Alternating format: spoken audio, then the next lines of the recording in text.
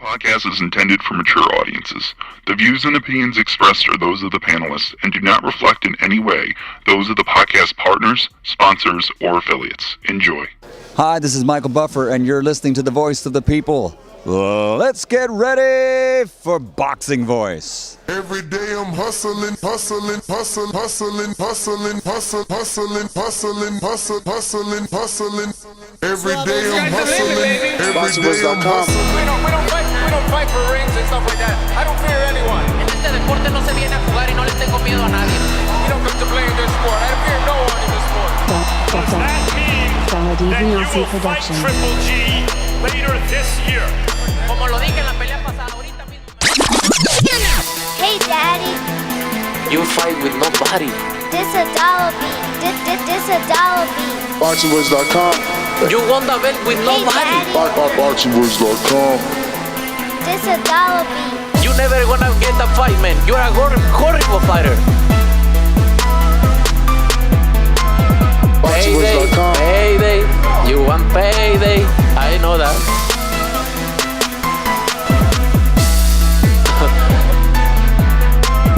Oh, look this guy.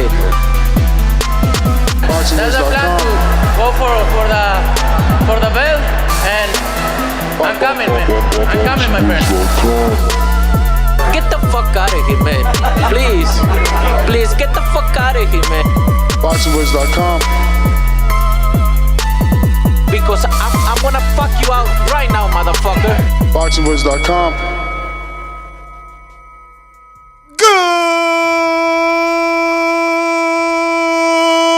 Good morning, TBV. What up, ladies and gentlemen? Welcome back. Hey, a lot of people owe Mr. Al Heyman an apology. A lot of people called him a lot of names. We'll just leave it at greedy. We'll leave it at inconsiderate. We'll leave it at not putting Keller Plant first. You know what I mean? It's like I said, this is negotiations, gentlemen. And when you're negotiating, you're entitled to make a counter offer. But we're here to report today that Canelo wins. PBC willing to negotiate a one-fight deal with Keller Plant. And Andy Ruiz announces that he's back in September along with Canelo. Now, whether that means he's on a Canelo card or just on the same month as Canelo, the entire Canelo team is back in September. Andy's back. Fran Sanchez is back. According to, again, Eddie Reynoso, Oscar Valdez is back, and so is Ryan and Canelo. So shout out to the Canelo team moving as a unit. I'm metaphorically or literally patting myself on the back. As I said, Andy going over there would have been nothing but greatness for him.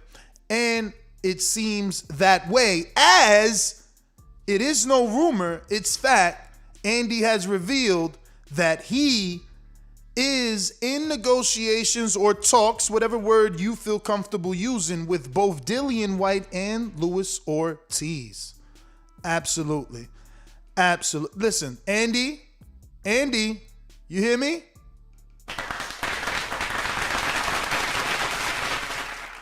Shout out to you, man. Either choice is a fantastic choice. Have we ever been in a situation like this? Well, I guess with Canelo yesterday, right? Any option he takes is good. I mean, I wouldn't call it fantastic, right? Like fighting, I guess I am. I'm a Canelo fan, so if he moved up to 75 and fought Beterbiev, I would call it fantastic. I just don't know that Beterbiev, the name. But when you're Andy, and both of your choices are Luis Ortiz or Dillian Whyte, I'm very happy. I don't feel like Whyte. No one knows him. Speaks no English. I don't care about that. I speak Spanish, Dillian Whyte. So if he chooses Luis Ortiz, I'm happy. If he chooses Whyte, I'm also happy. Now, I am in a bit of a rock and a hard place, right? Because I want Ruiz to fight Dillian Whyte since we can't get Wilder to fight Dillian Whyte. But I also want Andy to fight Luis Ortiz since no one else will fight Luis Ortiz. So it's like, but I also don't want Andy to fight Luis Ortiz because then it's like, fuck, only Al Heyman fighters are brave enough to fight Luis Ortiz? Like, where's the rest of the fighters in the world that want to make a name for themselves by fighting a dude that's been on 2 Deontay Wilder fights, 1 Deontay Wilder pay-per-view. Some people believe he's been winning, 6 rounds in those 2 fights. So I do want Andy, like it is hard for me to make a decision on who I want Andy to pick. Because again, I don't want Al and PBC to continue to do all the heavy lifting and being the ones to find Luis Ortiz a fight. Like, there's plenty of other heavyweights in the world. Like, why isn't Dillian Whyte fighting Luis Ortiz?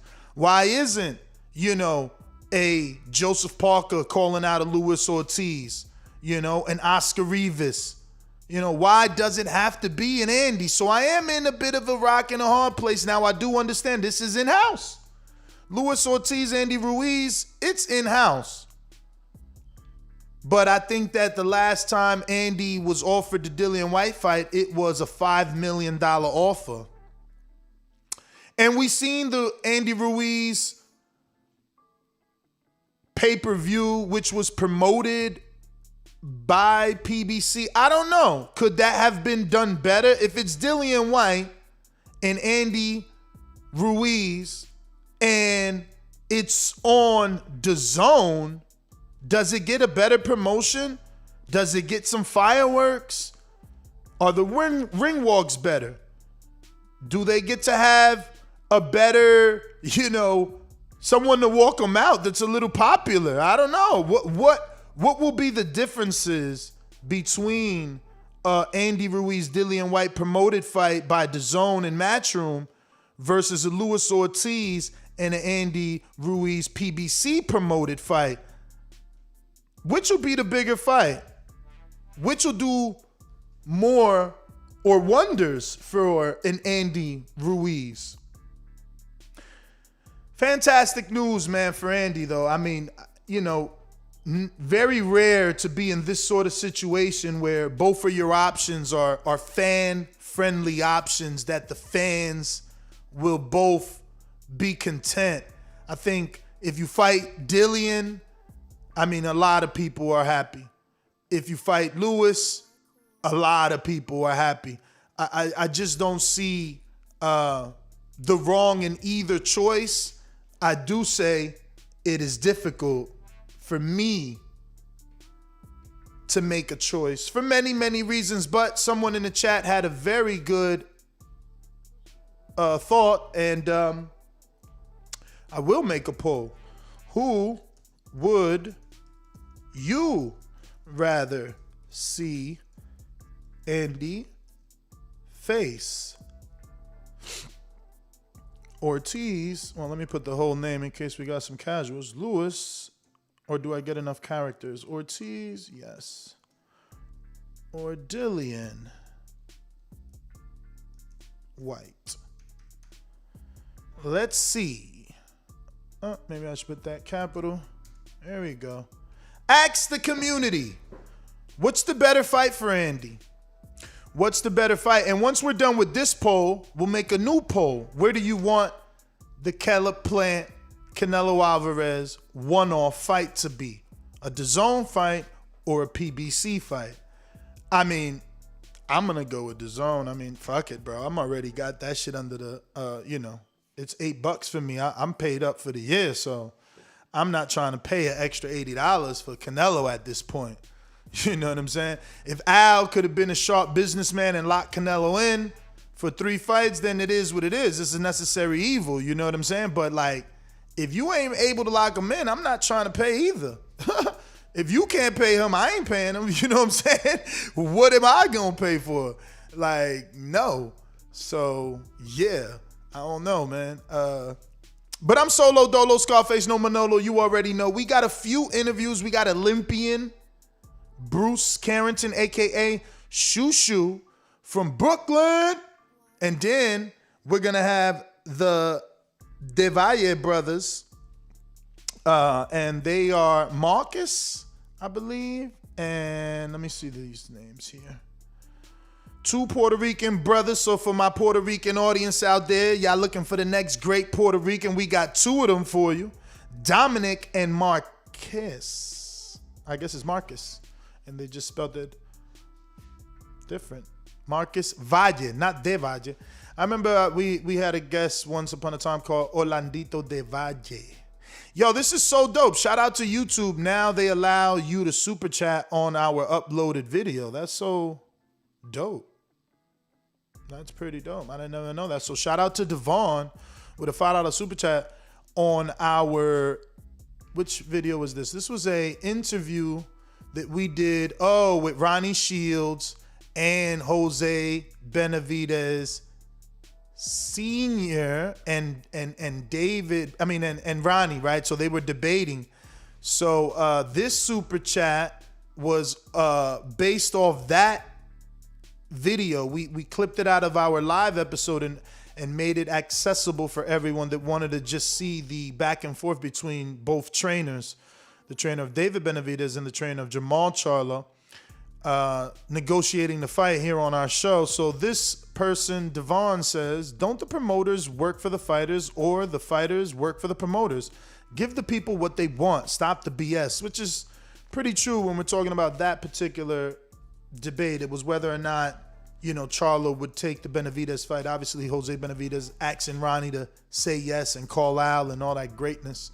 We got CRB1 with a super chat that says, Whyte versus Ruiz. How many DAZN fighters left DAZN and fought on Fox Showtime? 0. Stop talking about make-believe fights, bruh. Ruiz, Ortiz, next. Topic. Well, it's Andy that's saying he's in negotiations. I don't know. Maybe I should read them to you, right? People don't trust. Fox Deportes, right? Isn't that ironic? Fox Deportes, which is Andy's network, right? Here's the quotes in Spanish, right? Let me not do it in Spanish and just translate to English. Bam.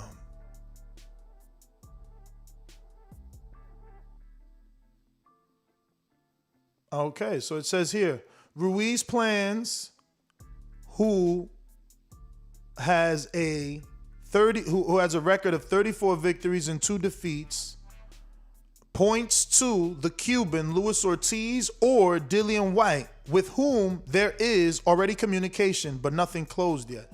So again, your feelings really don't matter if that's who the A side in Andy wants to, negotiate with. And he's with the Canelo team now, man.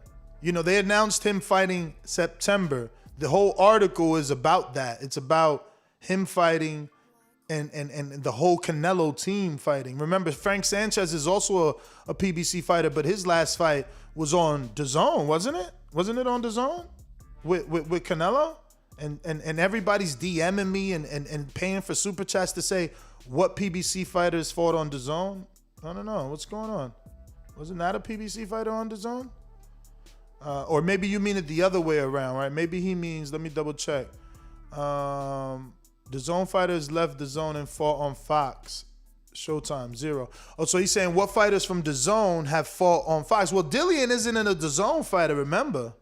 He's not a DAZN fighter. Remember, the Showtime has paid for his U.S. television rights to other fights. He's not necessarily a DAZN fighter. And there was a time where DAZN passed up on the Dillian Whyte TV rights.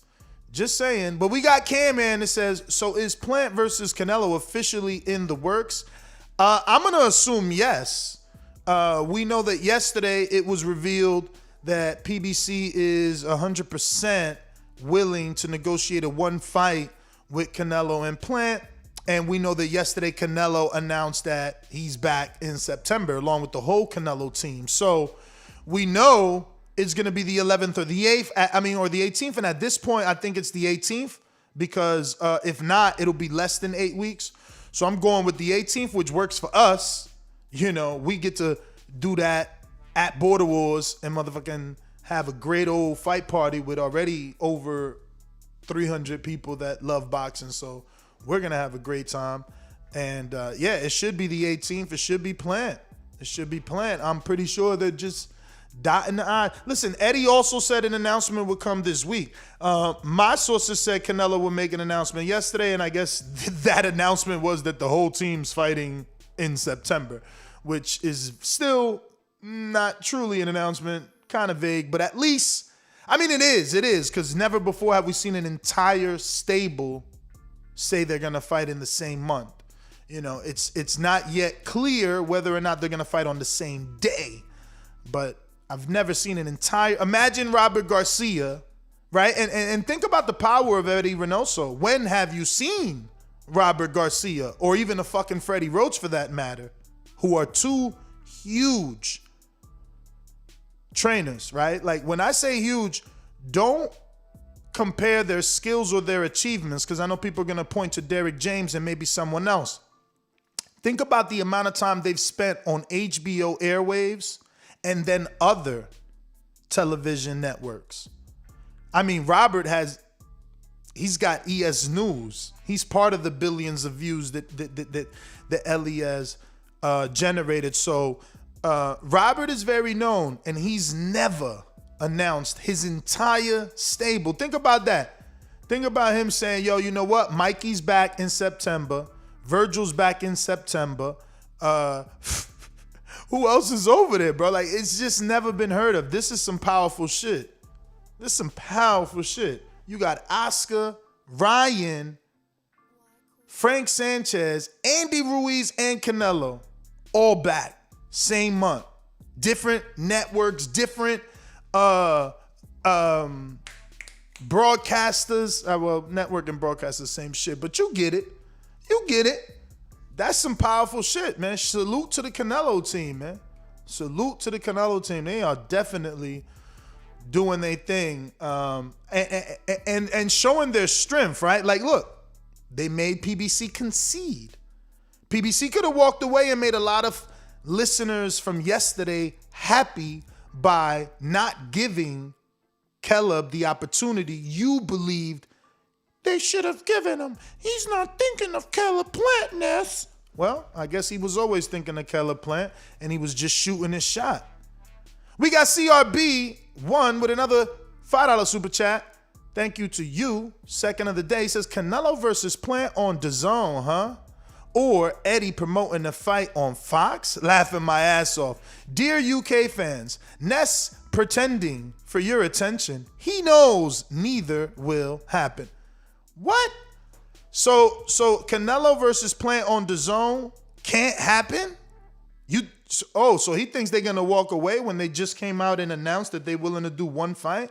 Or are you saying they're only willing to do one fight on Fox? I'm so lost here, man. So lost. But we got Gil Lopez says salute.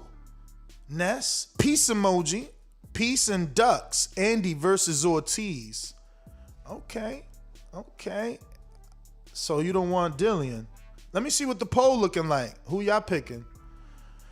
Woo! 71% out of 169 votes, and it's only been up 9 minutes, won Dillian Whyte. What's up with that? Was Dillian always right? No one knows him. Speaks no English. Does no one know Luis Ortiz? Is it because he doesn't speak English? Why is our poll so one-sided right now? I feel like shutting it down and asking the other question. I mean, it's already a landslide. 71%, 29%.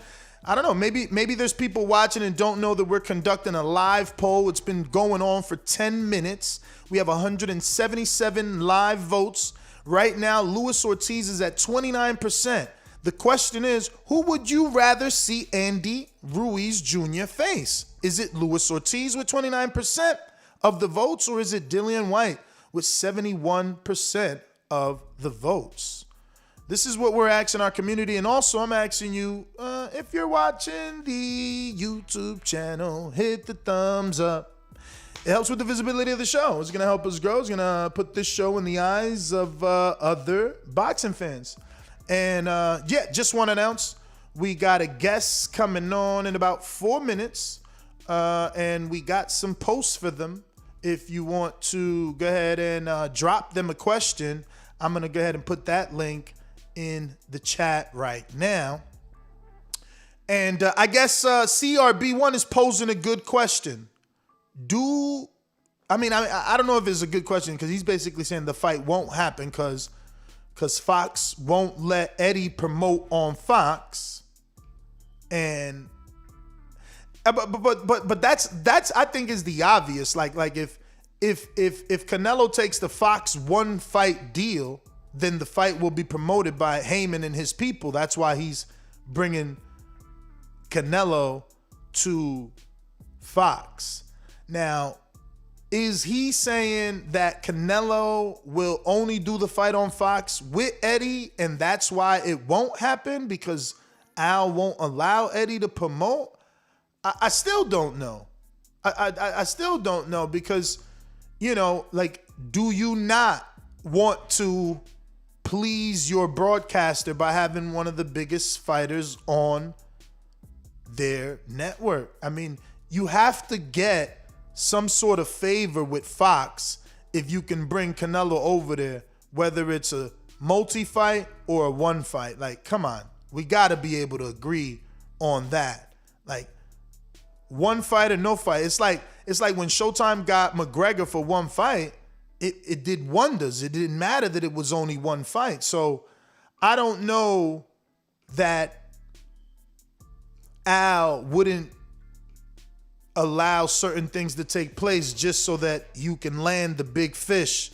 And like Eddie, remember, Eddie had to court Canelo. This is Al's opportunity to pull out the red stops and, like Bob Arum, say, hey, you need the private jet? Do you want the 7,000 square foot suite?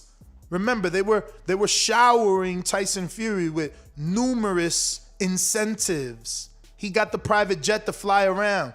He got the 6,000 square foot suite that he was bragging about on his Instagram. This is how you court someone. This is how you keep them happy. Why do you think Canelo got fireworks and J Balvin in a 1 hour ring walk? To show Canelo that, look, you are king and we want to treat you as such over here at Matchroom USA. So anybody and everybody got to shoot their shot. It's like a woman, man. You see that pretty girl? How many dudes want the pretty girl? You got to separate yourself.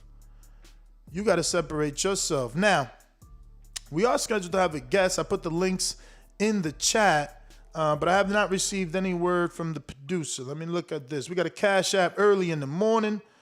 $2 Cash App from Isaiah. I'm going to just go with Acosta, your last name. He says, keep up the great work, Ness. Exclamation, double emoji, 100 emoji. Shout out to you, brother. We appreciate you over here, man. I'm rocking out. Solo Dolo, Scarface, no Manolo. It don't matter. We still want to collaborate with anybody and everybody, big, little, small. We want to collaborate with you all. I should be having at 11 o'clock Ring IQ. I know y'all been wanting me to get on with Julius. I reached out, and I think he's going to be available for 11 today.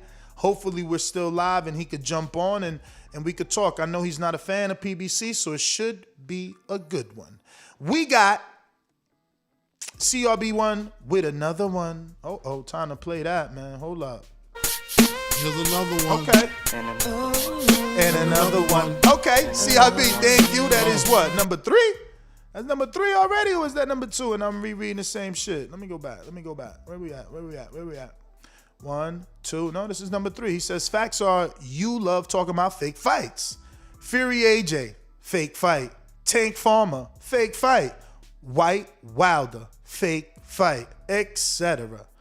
If Whyte Ruiz happens, I'll pay your way to Wilder Fury 3. Yo, the hate is strong with this one. Hey, yo, are you stretched, by the way, because your views seem to be very similar to this workout dude on Instagram that we follow each other. So we got Ito Cool that says, good morning, Ness. Is it one fight deal on Fox or one deal on Dazn?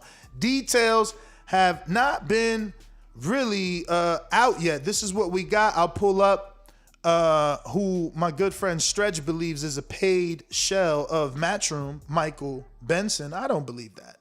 I believe Benson, obviously, being from the UK, has a little bit of favor maybe with the UK audience and, specific people, but I don't think he's a paid anything. Oh, let's just show you what Benson is saying here, because same thing I'm saying, like Eddie Reynoso, super stable, back in training together today. And everybody training together, everybody in September. This is crazy. I've never seen this. This is a show in itself. Super stable. Takes over September. That's what happens. Let me see. Come on, Benson. Where's the tweet at? Here we go. Sources from the side of Al Heyman's PBC have reportedly insisted they are willing to do a one-fight deal with Canelo for the plant fight, undisputed bout, according to ESPN Deportes. And this was because ESPN, I think it's Chava that reported it in Spanish, but even, so it's out there, right? Whether it's going to be on Fox or DAZN, we don't know yet. We don't know. But I don't care. See, we got people super chatting because they care. And if you want me to care, I'd rather it be on DAZN so I ain't got to pay $80. My man over here, he's like, it'll never be, I'd rather pay $80. No. Understand that I was cool with paying $80 for the plant fight if Al was able to do his thing. I love powerful business moves. So if he was able to snatch up Canelo, that shit is news, man. That's a fucking power move. But if it's a one-off, man, fuck it then. Put that shit on DAZN. Let me pay my $8 that's already included. I'm already paid for the year. I'm good till next year. So, hell yeah, I'm still a Canelo fan. I just didn't appreciate him not taking the 3 fights. Come on, man. We all wanted those 3 fights. Y'all the ones acting like y'all didn't want them 3 fights. We got Fred Robinson. What up, Fred? These cats don't know. King Kong. Oh, okay. You question him. These cats don't know King Kong? Casuals for real. It's Andy's best interest to fight Whyte. King Kong will hurt him. As a fan, Ortiz is the best one. Damn, let me see where my poll at, because it's still Dillian Whyte 70%. Let me refresh my page in case something's wrong. What in the hell? Nah, Dillian's still ahead by 70% of the votes, man. More people want Andy to jump up in there with Dillian Blanco.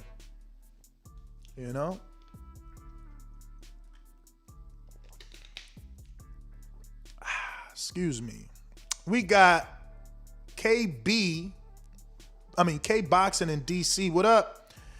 $2 super chat. He says, Whyte, Andy beat UK's son. They paid to see him lose. Yeah. That's why it's more interesting than Whyte Andy, because one dude lost to AJ, the other one beat AJ, but also lost to AJ. Big fight. American and I think international, but I'm going to go ahead and open up the phone lines till I hear from hold on, let me check. I got some messages. Oh, yeah. Shushu hasn't. Bye. All right, so we're going to take some callers while we figure it out. We got go out to this real quick. A little bit of this. Remember to rate us 5 stars on iTunes. A little bit of this. Subscribe to youtube.com/theboxingvoice for the latest and greatest interviews with your favorite fighters. So we wanted to get to that goal of 127,300. I know we needed like 84 to get to 300. Well, we got that. We're actually at 127,320 new subscribers. I just want to thank everybody that continues to spread the word and tell a friend to tell a friend. All we want to do is keep growing and, letting the world know. We talk boxing every day, 9 a.m. to about 12 p.m. unless it gets real sexy like yesterday, and we went on to about 2:30, getting you through your whole work day. I mean, that was like 5 hours. I don't know, something crazy like that. So yeah, man, all we're asking is for you to support the show by hitting the thumbs up, going a step further and sharing it on your Facebook, sharing it on your Twitter, Instagram stories, YouTube stories, whatever. And if you're a content creator, doesn't matter how big or small, hit me up on Instagram. Let's collaborate. I'm totally down. Right now, we're at 127,320, so I need about 80 more subscribers to get to the next goal of 127,000.400. Let's go. Let's do it. We're going out to K Boxing in DC. What up? What it do, Ness? What's going on, champion? Chilling, brother. How are you, man? Good morning. Yeah. I'm good. So yeah, like I said in that little chat there, I'm kind of tuned in now. There's a quick question for you. How do you do your, like, when you want to have like a rebuttal, like a counter punch or something like that? How do you go about that now? Because I know I've already signed up for the membership now. You know, as you can see, I've been sending some chats. So the same thing you did, right? You can do a K-Boxing DC super chat for $5 and just put the abbreviation CP or spell the word counter punch, and we'll come right back to you on the phone lines. Okay, so yesterday when I did that $10 one, I just didn't put CP in there. Well, so that's why you didn't come back to me. Well, you sent it as a message. That's why. If you're going to send a super chat, which is a message that you want the live show to hear, I'm going to read it out. If you just want to come back, do a $5 Cash App or super chat and say counterpunch, and I'll come back to you. Okay, so long as you see y'all see the CP in it, you'll know the person wants to do. Okay, I got you. That's good. But understand, understand that doesn't mean to like put a message that you want read plus the word CP. It's just one or the other. Okay, so just put CP and you'll know. You know, I got you. I feel you. All right. Good thing. Yeah, but you know, I'm gonna continue to spread the word. That's you earned my business, bro. I got to tell you. You know, I've been chatting with y'all for like every bit about at least a year or so now since I got hip to you. And I'm a hard businessman, man. I'm in the car business. I have been for 17 years now. So the same way I have to work hard to earn my customer business, you know. As you can see, I gradually grew into you guys. And you and Francis, bro, y'all earned my business. And the old-fashioned way, like old Smith Barney, you know what I'm saying? So kudos to y'all, man. Appreciate you, hey, anyway, on that topic, man, on that topic there, next, that, you know, Whyte is the choice because, you know, he already beat their favorite son. So, you know, the UK going to pay to see him lose anyway, you know? And I just think through the zone or Matchroom or whatever is the way to go for everybody to get paid better. Yeah, Ortiz a good fight. But, man, Whyte is the way to go if they're going after the purse as well. All right. Well, I think the purse and the name, I mean, I could be wrong because Luis Ortiz did a pay-per-view. Maybe they got the analytics. They like, yo, he did 275,000 with Wilder. You know, Andy Ruiz. I don't even know did Andy Ruiz numbers ever come out? What did Andy do? Oh, that's crazy. I don't even remember that. But, I mean, regardless, right? Like, Andy did whatever he did with Areola. Maybe they do it. I don't recommend it. Right now, it's not even popping with Cuba, right? They got the SOS in Cuba. Like, they got their attentions on other things. I don't know that they're going to stop their political interests to focus on a fight. And yeah, you know, that could be 90 days or 60 days. How many days away are we? Matter of fact, I got the counter. You already know. Border War September 18th. Watertown, Wisconsin is going down. You don't know what Border War is about? Hit me up on Instagram at NesGTO or at The Boxing Voice and ask me any question. I will let you know. Border Wars is actually 66 days away. So Canelo 66 days away from fighting. or he fighting on September 11th, which will put him a little less than that. I don't know, man. I don't know that Lewis is the right choice. I don't. But he is the only one that's fought in America. And if you're PBC and Fox, maybe that's what interests you, right? Like fighting Markham Tan in America on the undercard of a Crawford fight that nobody ain't see. I ain't saying they ain't see the Crawford. I'm saying they ain't see his fight because I didn't even know. I had to be put on that. I didn't know he fought on some undercard. So like, I don't know that Dillian Whyte is the right choice either. I'm interested. I'm not picking a horse in the race. Either fighter he chooses is fantastic option for me as a boxing fan. So I don't got a horse in the race. I'm interested to see who they pick and to see, does that mean they have some sort of data that choice is financially more lucrative or viewership wise does better numbers. Like, I don't got a horse in the race. I'm gonna sit back, relax, and see who they pick. Again, either one is a fantastic choice for me. I mean, I don't care. Luis Ortiz gets an option. I'm happy. You know, he's older now. You know, Ruiz should be able to get that win and, do his thing. If he doesn't pick Luis, he gets the younger dude. That's even better because he gets more respect. Counterpunch, Mr. PBC in Seattle. Good morning.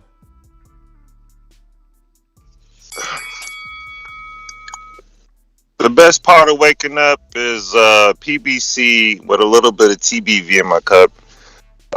Shout out to you, Ness. It's a beautiful day in the neighborhood of PBC. I say fuck that. I would like the donkey head with a little apple in his mouth on the table for Deontay Wilder, which is Dillian Whyte. And I want to see Luis Ortiz get some bread and fight Andy because I feel like he can beat Andy. We can't. I'm tired of having Dillian Whyte fight somebody to fight somebody. It's time to, destroy the donkey and just put him in his place. And maybe he'll be a Deontay Wilder fan and be like Andre Berto and talk about how good he was doing in the fight and how much power he has. Cut it. Champ, thanks for the counter. Today's news is fantastic news, is all I can say. From a fight fan standpoint, we don't lose the undisputed, which yesterday people were losing sight of that. They were so upset at Canelo not wanting to sign that they were saying, oh, go fight Bivol, go fight Artur Beterbiev. Don't be the first Mexican to undispute 168. And now that we know it's going to be one fight, at least we know we're going to get undisputed. Caleb, sets himself up for history if he can get the upset. Wow. I don't know where it's going to put him. Let me see if my bookie .ag has any prop bets or anything yet, fantasy bets for this fight since it's not official. They got Woodley. Fucker, stay with Woodley. Castano. He getting short. He's plus 240. Plus 240 over here. Remember, if you're going to make a bet, great odds on my bookie.ag, and you can use BETTBV as the code, and you'll be given a little kickback to our podcast without it costing you absolutely nothing. It's just letting my bookie know that we recommended you. Damn, Helenius and Kovnacki. Helenius is plus 200 and he won, bro. What? The dude that knocked you out is an underdog. Have you ever seen that shit? I guess, yeah, with Andy, right? Andy was an underdog against AJ, even though he got the win. Fucking hell. Sucks to be an underdog, bro. They count you out. Damn, yo. F.A. Jagba got COVID, according to Bob, and he was in the tight fight with Frank Sanchez at a minus 185 and a plus 155. Lord. Oh, that's why Yeardom wasn't even... Yeardom focused. He got some fight with Jack Cullen. I didn't know. I didn't know. I seen him like 3 times down at Coach, what's his name? Pedro Diaz. Coño, Tiguerazo. He's such a good guy, man. I don't see. Wait, we got Cambrosos, Pacquiao, Spence, Canelo, Plant. Damn. Plant's a minus 600, but that ain't that bad. It ain't as bad as Andy, right? Andy was a bigger underdog against AJ. Damn, Canelo's a plus. No, that's Plant's a plus 400. Excuse me. The dyslexia kicked in. I'm sorry. Canelo's a minus 600. Now that sounds right. Damn, Plant's still a plus 400, man. Yo, you could throw something on Plant just in case. At a plus 400, fuck, even $10 gets you 50 back, right? Like, it's sheesh. We went to that counterpunch, refreshing the Cash App. We straight over here. Let me go to these super chats. So we got CRB1. 1. It's me. Stretch. 2. Please you use DJ Khaled. And another one. Not the Biggie joint. We're dudes, man. That's the wrong track. But yeah, just my opinion. Yo, who gonna clip the DJ Khaled one for me? I thought I had that one. Yo, he funny as hell. Grown men don't have $80. Hashtag check engine light. Oh man, that shows he's alumni. Remember the check engine light? About grown men driving a car with the check engine light and for how long we do it. Grown men that don't have $80, those are the same dudes with the hashtag check engine light, he's saying. I love it.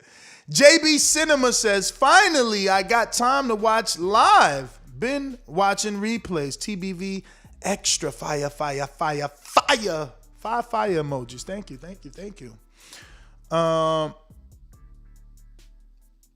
CRB1 back with another one. The poll voters are UK Uber driving losers, bruh.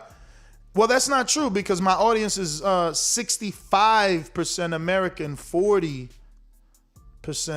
UK, and like 5% others or something like that. Or like, excuse me. Let me check. Hold on. What it is for this month. Let's see. Analyticas. Let's see where we at in the percentages. Audience. And we're looking for top right. Oh, Nelly. See, we are at this month. We at 43% American, 10% UK,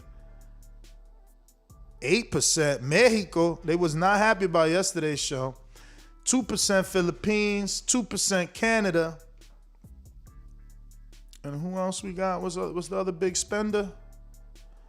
Where we at? I lost it, fellas. Looks like Colombia.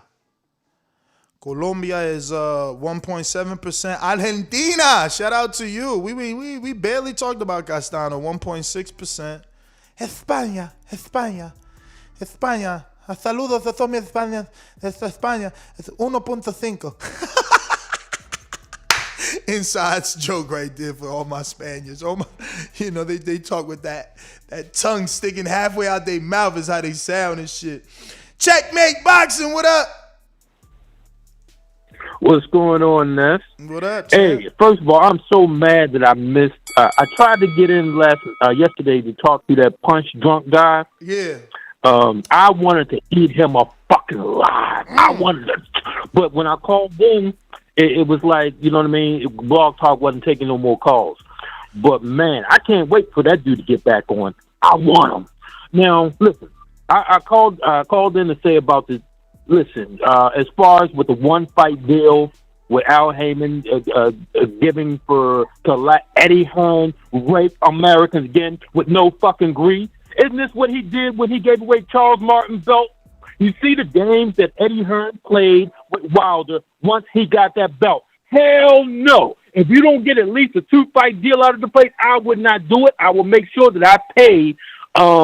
So what about Plant? Pay him at $10 million for 2 fights guaranteed. But what about Plant? Like, if you don't get Plant this fight, how do you replace a Canelo fight? I just said this.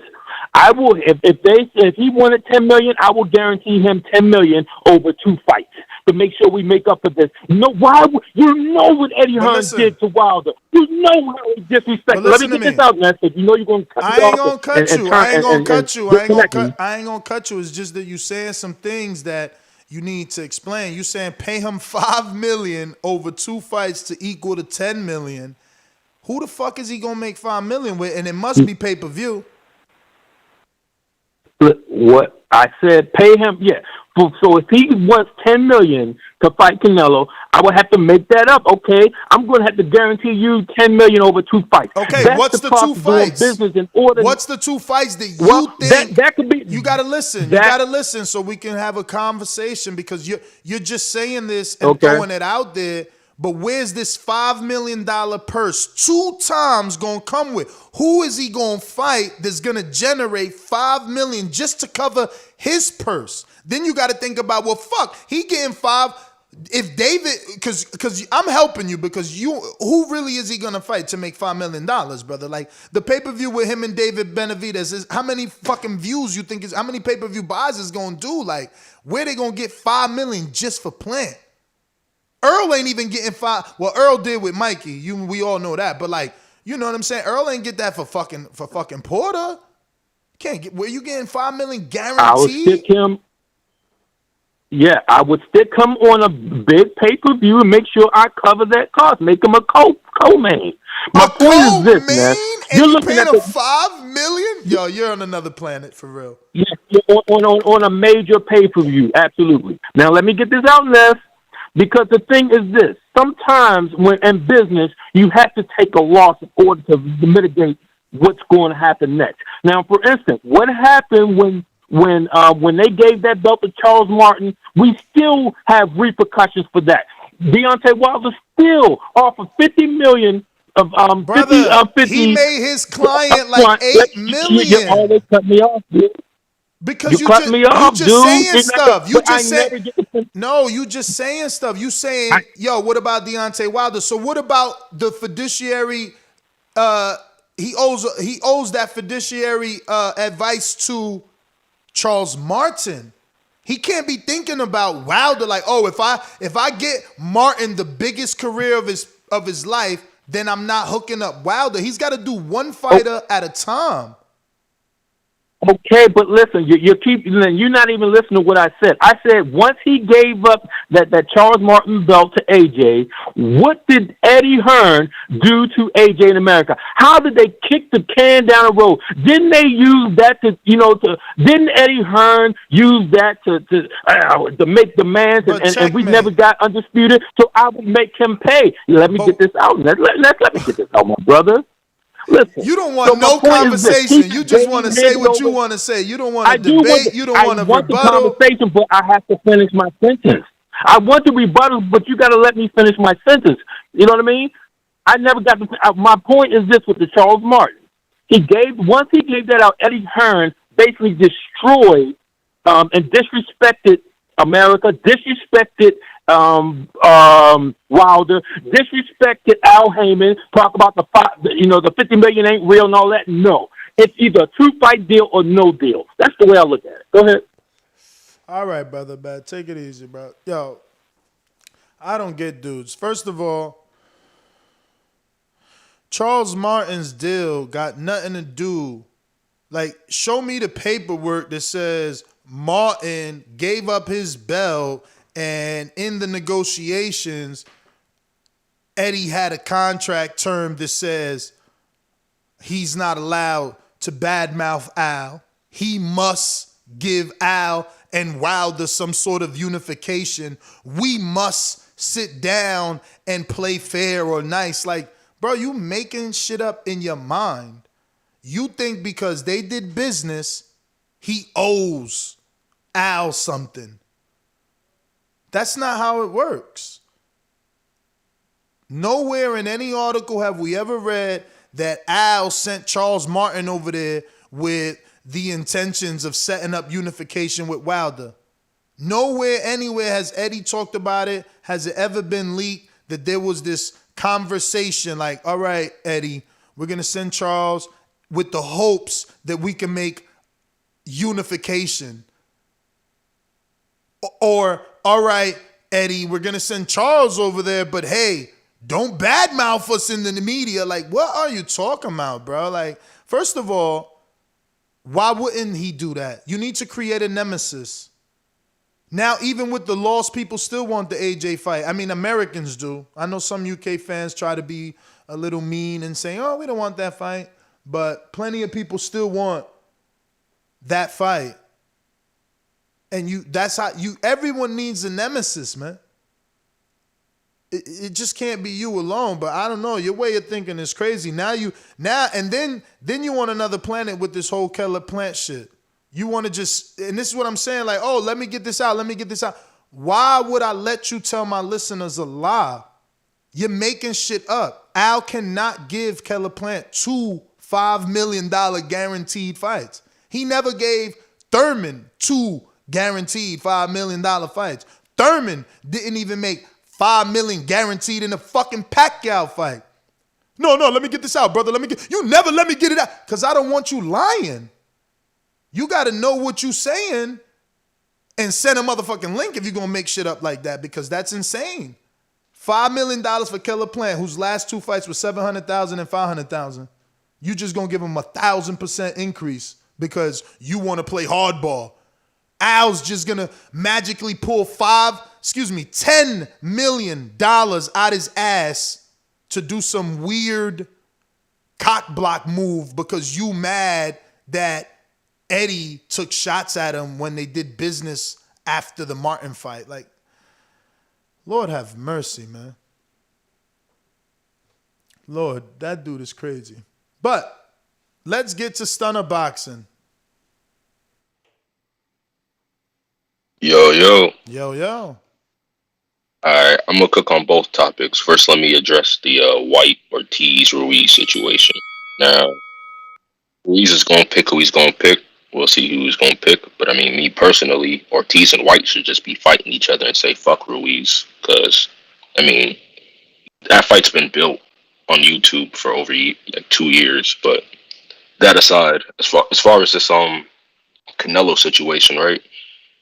Remember yesterday when you had that poll for like which 3-fight deal Canelo should take? Yep.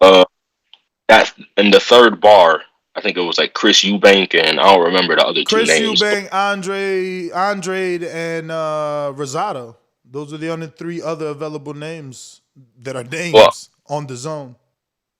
Look, as you know, I'm pro PBC and I'm not a big fan of the UK. But let me say this.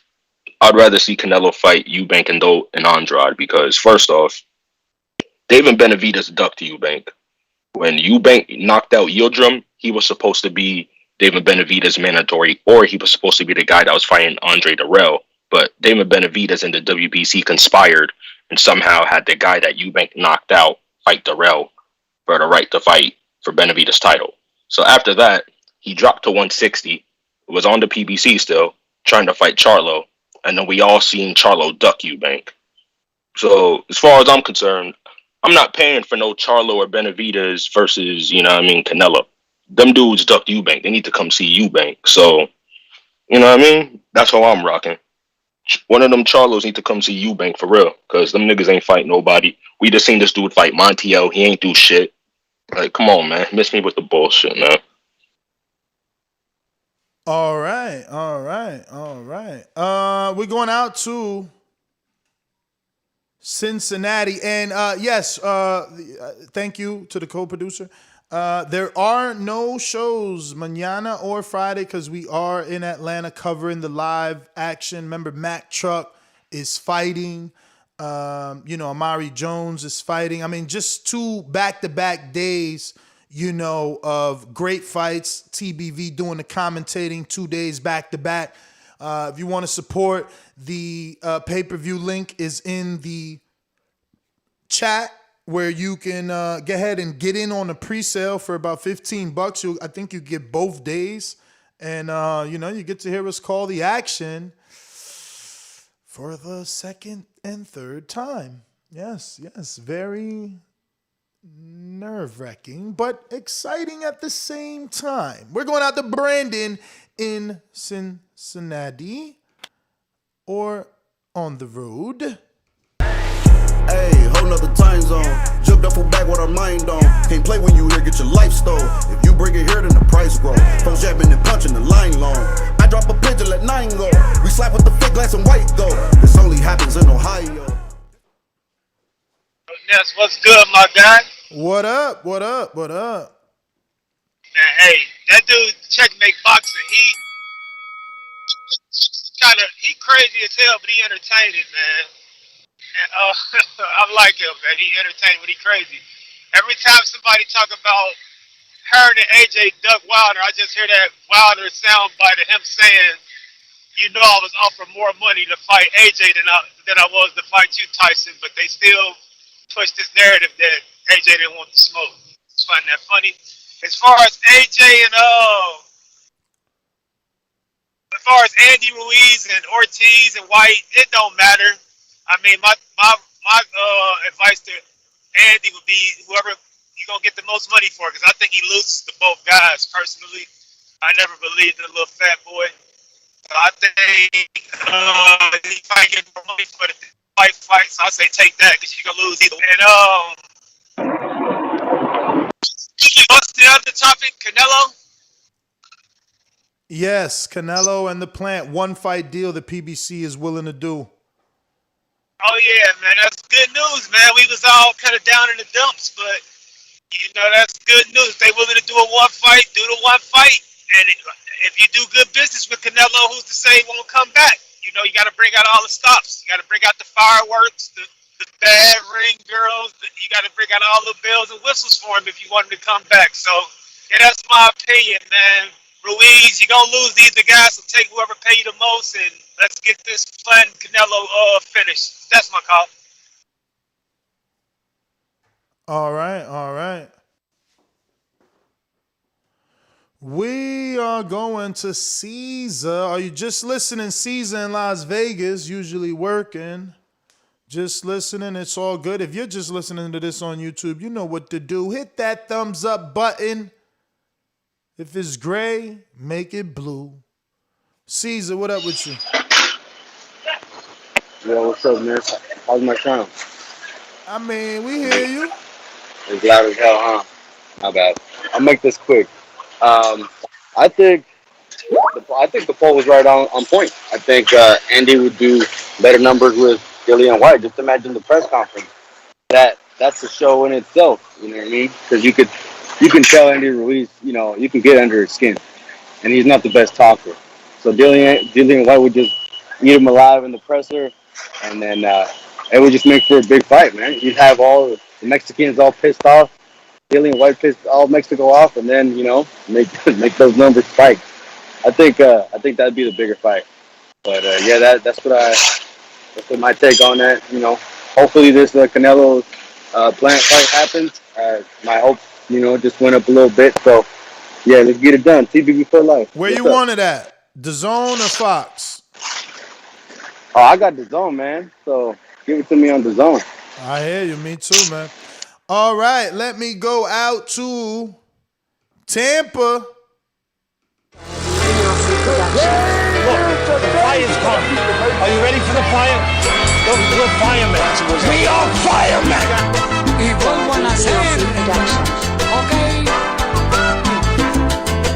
BoxingVoice.com. Hey, good morning, Ness. Thanks for picking me again. Just yesterday, we were talking about this topic with Plant and the three and the ducking and all that. And I had said something to the effect that the next day is new news. So look how now Canelo's going to do one fight. He's the kind of dude that he's going to do his own thing how he wants to do it. So I think, yesterday, no one can accuse you anymore of being a Canelo nut hugger. You know what I'm saying? That with all due respect. You know what I'm saying? So I think you got that off of you. You can't be accused of that anymore. Now, as it applies to Dillian Whyte, this is one thing. I picked when he lost to the Russian dude. Can't think of his name right now. I picked because whoever punched. Thank you, Povetkin. Thank you. So whoever punches Dylan White hardest in the freaking mouth, that's who I want him to fight. So if Andy's up now to punch him dead in his mouth and knock him out, guess what? I don't like Dylan White, but he is necessary. I hope Wilder would do something, whatever. I don't know. But at the end of the day, I do think that Canelo's finally going to give us the fights we want, but on his terms, like we were talking about yesterday. So, all right, I'm out, man. I appreciate it. I'm working, so thanks for getting to me. All right. Yeah, I mean, listen, man. Again, if they were offering those 3 fights, I like those 3 fights. I don't mind those 3 fights. I prefer those 3 fights. So I wanted to campaign for those 3 fights. If you're going to do a one-off, and this is where we at with this situation, I'm also not mad because I still want Plant to get his payday. I know that. You know what I'm saying? Let him get his off. And, Payday. You want payday. I know that. Let's see what Canelo does with Plant, man. I ain't mad. I just didn't I didn't like that it was okay to turn down 3 great fights. But I think it was Jay Will maybe made a great point about how that's a tough-ass schedule to ask anybody to take, no matter how good you are. Those are 3 tough-ass fights. So I think someone else made the point, like, of what's the guarantee. It is true. 3 tough-ass fights. How much you guaranteeing me for the motherfuckers, man? How much, man? What's the guarantee and what's the split on the back-end pay-per-view? Because we see PBC do a lot of 50%. That's a lot. That's a big-ass cut. You know, they doing 50% with people, with both fighters. So sometimes all 4, maybe undercard fighters too, we've seen that. So, let's see what we got here, man. I'm going to Mr. PBC in Seattle. What up? Mr. PBC, baby. BoxingVoice.com. I'm the finest. Canelo talking about he believe he can win. Go to my kitchen. Get the sharpest knife and cut the bullshit out. I don't care what you do good. I do every fucking thing great. Mr. PBC, baby. Yo, man. If you're talking about PBC and you're making a show about PBC, you definitely need me. I think, since Canelo didn't take that, it is what it is. I thought it was beautiful. Eddie Hearn's been doing those deals for a while, so I don't see why, he couldn't take that. It is what it is. Andy and Luis Ortiz definitely, and since Tyson Fury, the big man cheat, is not going to be doing what he got to do, we need Dillian White to step in the ring, shut up that donkey, and let's see what really happens. Let's see if he can last. If Povetkin will knock him out, I can't wait to see what Deontay Wilder can do. And that's really kind of, it. Like, the fact that Canelo didn't take it really kind of disappointed me. I had major plans for him. He could have had Earl Spence, the winner of Manny Pacquiao. Manny Pacquiao said he's better than Floyd. Shoot, beat the dude who Manny Pacquiao says is better than Floyd, and you lost to Floyd. But it is what it is. I guess he doesn't want to be that great, but he's still great. Yeah, that's really it, man. It's not that much going on, Do you think that Deontay Wilder's undercard is still going to be alive, or are they just going to cancel the whole fight?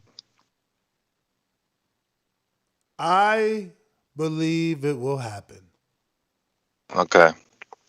Let's see. I mean, if they can find a date in 3 months from now. Hopefully. Tyson Fury got COVID. I thought it was 2 weeks that you mandatorily have to be out of work. But I didn't know. I forgot. I didn't know it was going to be three weeks. That's my call, man. All right.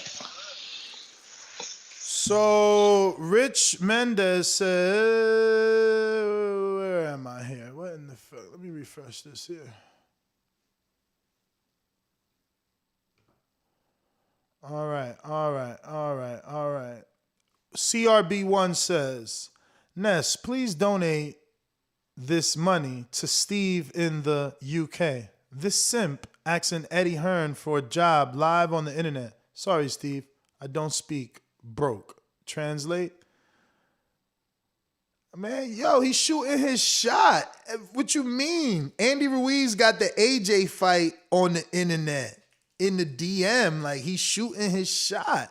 Persistence is key, man. I don't agree with that. CRB1. All right. We're going to Major, who says, Canelo undisputed is the easiest path I ever witnessed. Jamel this weekend and Spence, if he ever gets the Bud fight, is way more impressive. I'm just saying. Hashtag I'm just saying. I mean, we're gonna give Earl more credit for Sean and Danny, right? Or rather, Kell Brook and Sean and Manny and Crawford. That route is better than Plant, Callum, Billy. All right, so Billy would be the equivalent of the only undefeated welterweight. Okay, Billy could have been Brook. They both had suffered broken orbital bones. Brook wasn't even undefeated when Earl beat him. But all right, we'll give Billy. Billy will be his Brook. Callum, he went through the tournament. He was the Ring magazine. He's got to be Crawford. So you see, it just makes sense that Earl's path to undisputed would be greater because Callum is no Crawford. And last belt is Plant, who would not be Sean, even though they're trained by the same strength and conditioning coach, Coach Larry Wade. Shout out to Coach Larry Wade. Yeah, but he would not be Sean. It's just a tougher route at 47, man. No harm, no foul. Texas Bulldog Boxing says Canelo wants a one-fight deal to avoid David Benavidez smoke. Maybe. I mean, look, he's still the mandatory, bro. So they just got to get called. We'll see what Canelo does. Is he going to vacate? Is he going to, go to another division and not defend? Or are they going to give him a year not to defend while he still holds him fighting at frickin' 75? Who knows, man? Let's go! Come on. Info Joe is a beast. Checkbox red. Undefeated punchlines, better place your bet. The number one call, fought my way up the ranks. Border wars fighter, going hard in the pain. Boxing scene writers call me spectacular. Yo, good morning, TBV community. What up, Ness? What up, Info Joe, California, what's going on? How you doing, my brother? Hey, I wasn't able to chime in yesterday on the show, but I heard everything. I was cool with it either way, man. If he signed the 3-fight deal or if he didn't, man. I just didn't want Caleb Plant used as the pawn and him not getting his cheddar and getting the shot just based on him. If he don't take the other 2 fights, he wasn't going to get the fight or we weren't going to get to see Undisputed. So shout out to the boxing gods for all of that working out. And I was also thinking on the flip side, what if Crawford becomes a free agent this year, right? And he say, I want Spence. And Al come at him like, man, you can't get Spence unless you fight such and such and such and such afterwards. You know what I'm saying? I mean, it shows that if Crawford turns it down, Al will say, okay, let's do the one-fight deal. I mean, he's doing that with Canelo. So it just shows that Al may try to shoot his shot and get a contract out of Crawford, which isn't nothing wrong with that. You know? No, ain't nothing wrong with that. But that shouldn't be. I'm glad he didn't make that the stickler. Like you got to fight these dudes for sure, or you're not gonna get Spence or Porter or Thurman. That's why I was defending him, man. He never done that before. People, they make him out to be this monster. He never didn't allow. He let Charles Martin go make the biggest payday. He let Laura, Trout, Jacob, like Jesse, Jesse making $2 million a fight because of app. All right. I'm back. My bad, fellas. My bad. I don't know what happened. But Joe, you want to pick up where you left off? Hey, but I, you know what? I like the Andy versus Dylan White though. I take that fight, man. I take that fight. But you have a safe trip, brother. Shout out to the boxing guys again. Shout out to the whole TBV community. Hit them thumbs up, subscribe. This is the #1 pound for pound boxing podcast on the planet, no doubt. Peace, brother. All right. Sorry about that. I have no clue what the hell done happened. But we last left off on Texas Bulldog Boxing, and now we got Rich Mendez that says, "Where is my apology for the a-hole reference?" Yeah, I don't know why I called you an a-hole yesterday, but long story short, my bad.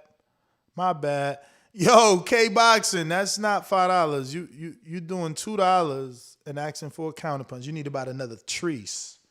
Need about another 3, babe. I'm sorry. But I'm going to Izzy in Oklahoma. What up? Hey, good morning, Ness. How are you? How you doing today? Good morning. I'm great. Good, man. You sound good today. Solo dolo as per usual. Lately, what's going on with these dudes? I don't know, man. I mean, they show up. They show up when they show up. Hey, I wanted to take up for Steve. I don't blame him at all for shooting his shot, as you said. I completely agree. Shit, why not, man? That'd be a cool gig.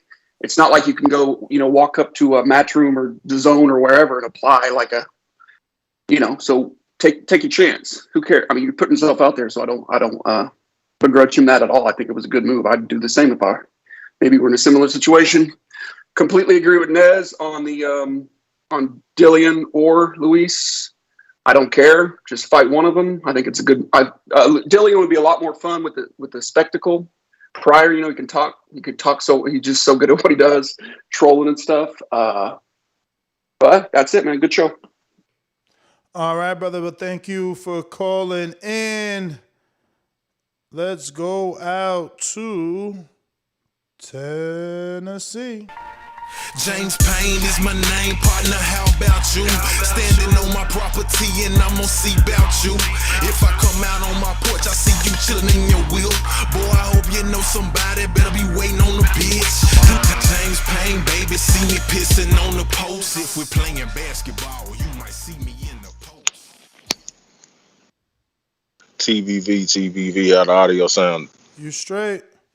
Best part of waking up, y'all know the slogan from the 80s, TBV in that cup. Shout out to Doomy. Big shout out to Ness with another one. Look forward to seeing you tomorrow evening, champ. Damn. Well, I don't know what's that, the Optimus Prime or something. Shit. But yeah, look forward to seeing you tomorrow evening, champ. I got some Tennessee Purple Punch with your name on it. You feel me? But yes, sir. But speaking back on the topics, I'm glad that my hunch was slightly correct with Caleb not ducking the fight. It's more of a business thing, network thing, something like that. They trying to get Canelo in the game on the PBC side. Maybe he a little reluctant to make that jump. He don't want to obligate himself for a long term.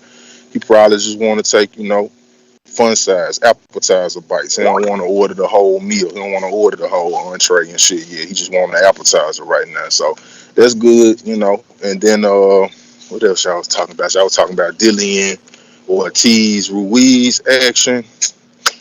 Man, Dillian could get in the ring with either one of them. I'd much rather see Ortiz because I really want to see what Ortiz brings to the heavyweight division.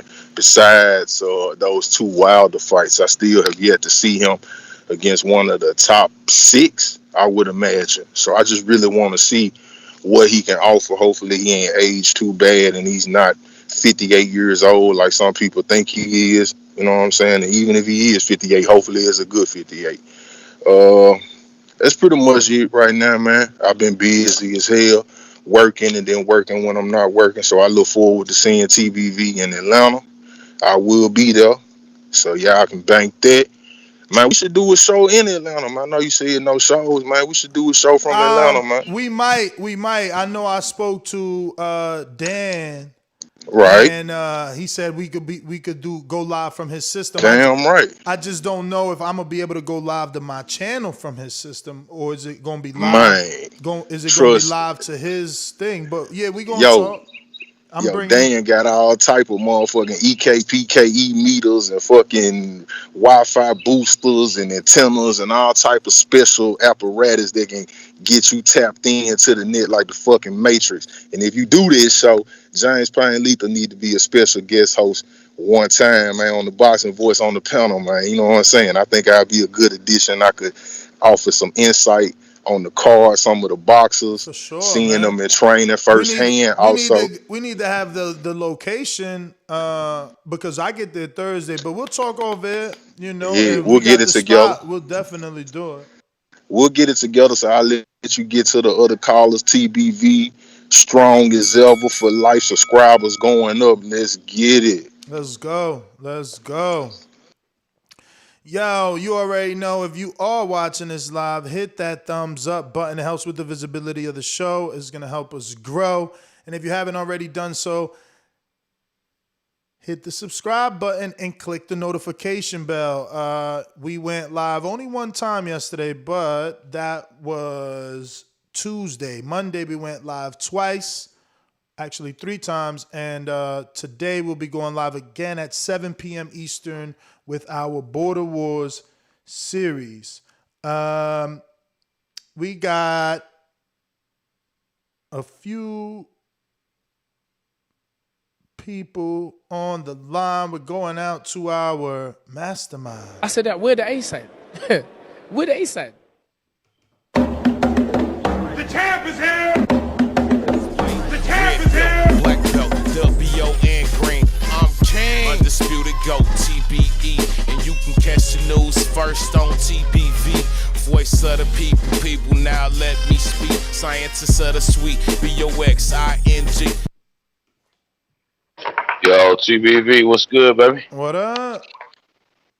Yo, you solo dolo again today? Scarface no Manolo. My God, that's my guy.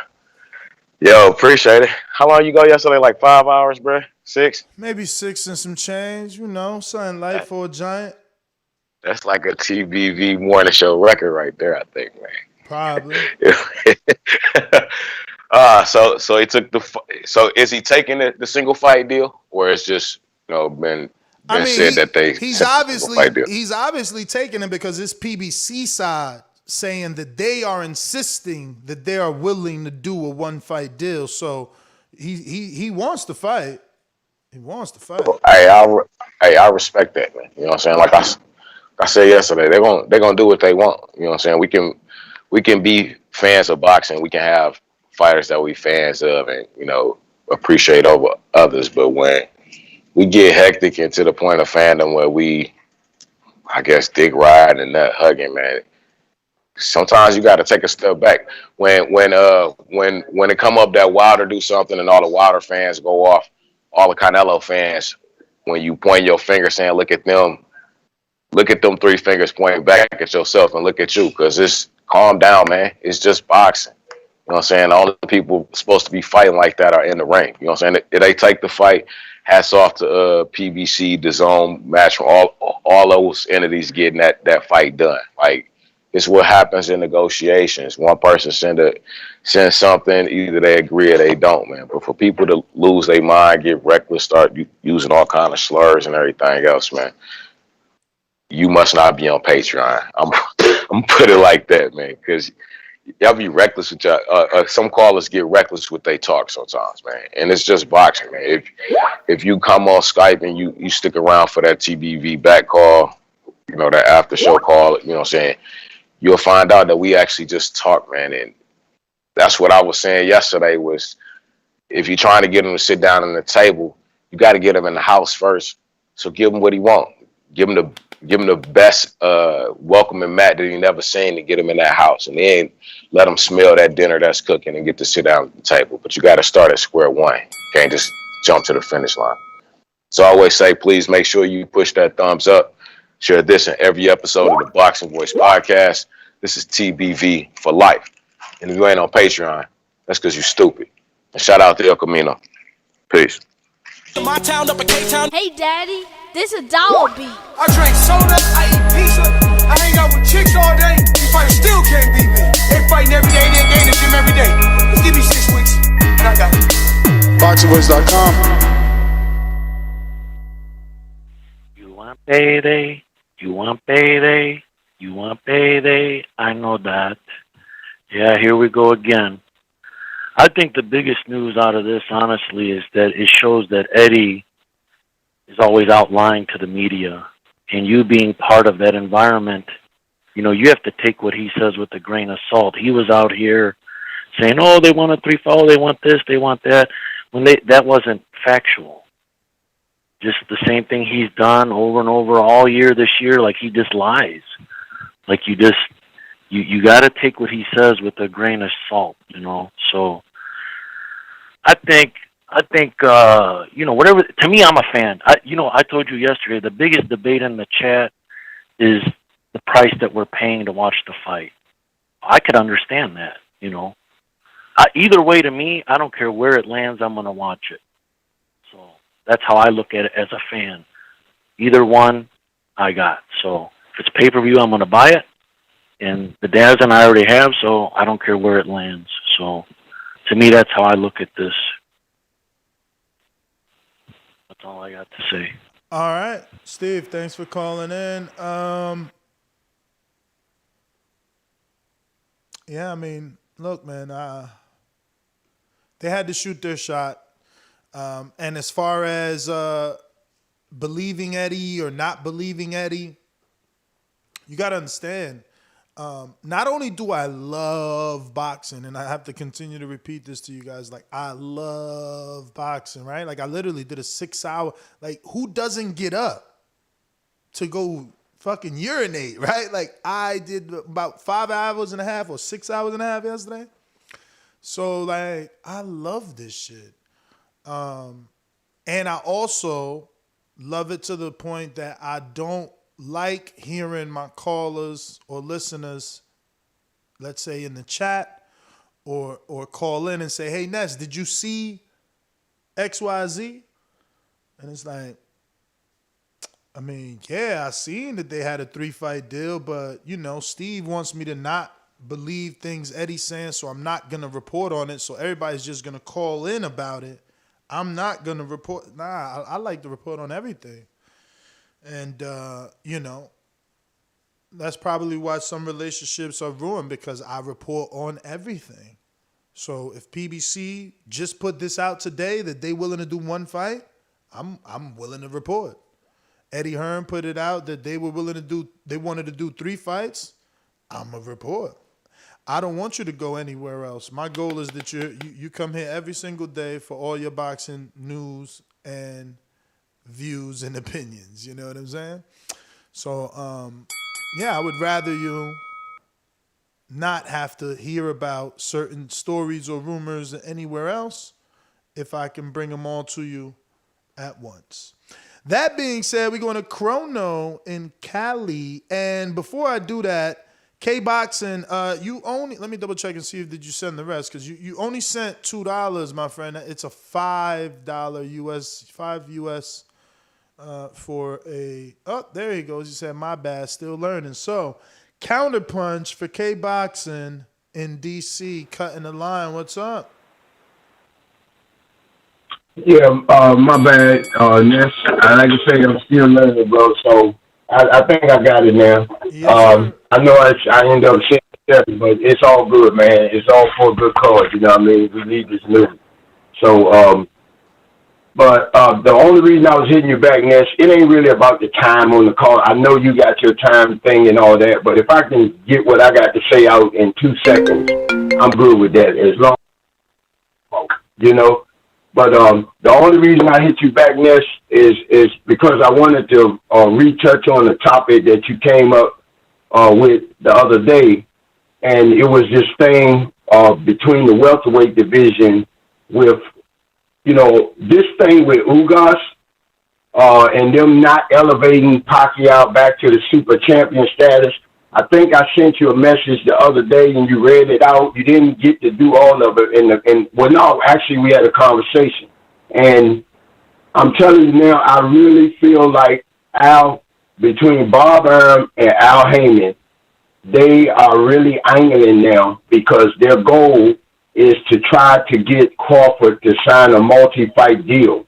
And I really feel like what's happening right now, the reason why they did not elevate Pacquiao back is because they're trying to see if they can get Crawford to fight Ugas for that second belt to satisfy him, so he'll have a better, leg to stand on to ask for 50-50. If he can get his hands on that second belt and they can satisfy him and they can satisfy their needs by getting him to sign a multi-fight deal, Al or Bob, I think that's what the goal is, and I think that's why they are not allowing Pacquiao to be re-elevated, because their goal is Crawford and trying to get control of that man.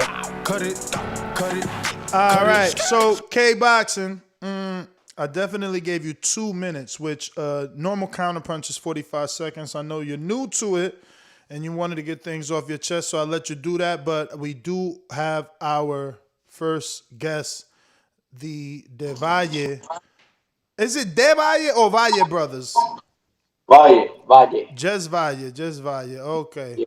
Can you guys turn that sideways? This way you actually fit a little bit better. Is it a phone or is it a laptop? It's a phone. Okay, yeah. If you could turn it sideways, it would just fill the screen for the viewers. There you go. Better.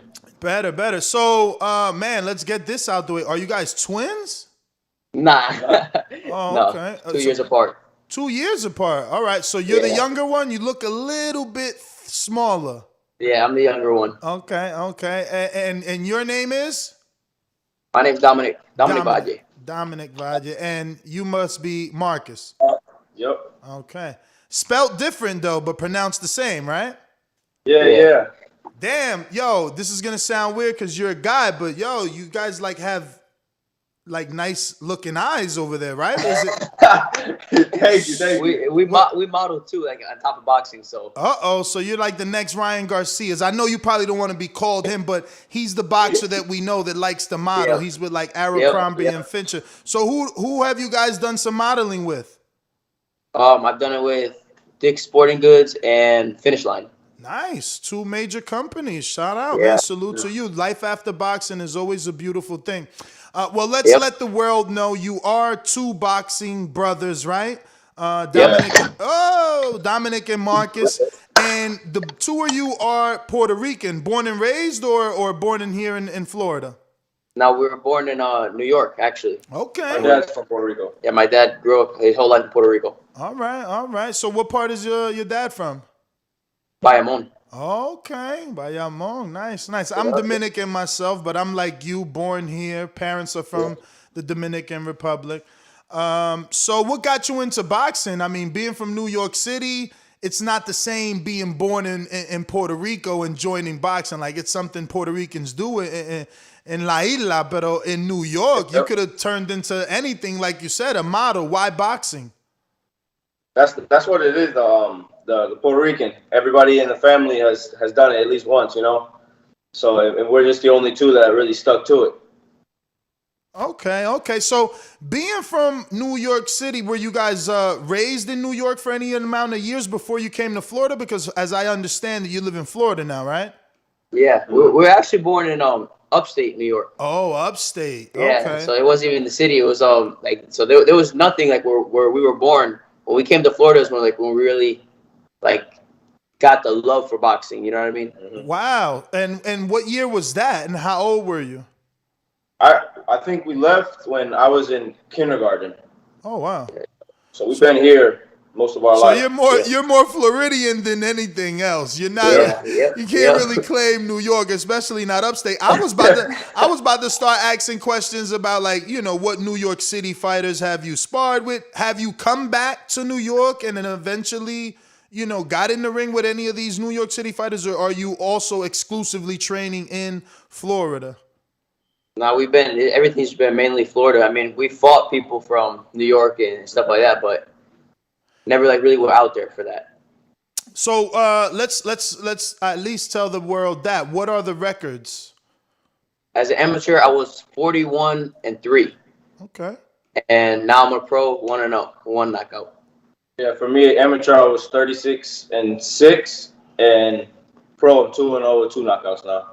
All right, so just getting started. So who is your promoter at the time? Right now, we're managed by Split T, and our promoter is Pro Box. Oh, Split T. Shout out to Dave McWaters. Yeah. How long you been with Split T? I think 2018 or 19. Oh, wow. So you do know, you got the chance to meet Tim, I'm assuming. Yep. Yeah. Yep. Did he discover you or was it David? It was Tim. Oh, Tim reached wow. out to me. Shout out. After Shout out. one of my interviews. I mean, my tournaments. Yeah. Nice. Yo, that's a nice tattoo there, man. Oh, thank you. Nice. I got a couple. I see. Yeah, man, Tim's a good guy. I heard he moved on from Split T, but that is a good management company. Yep.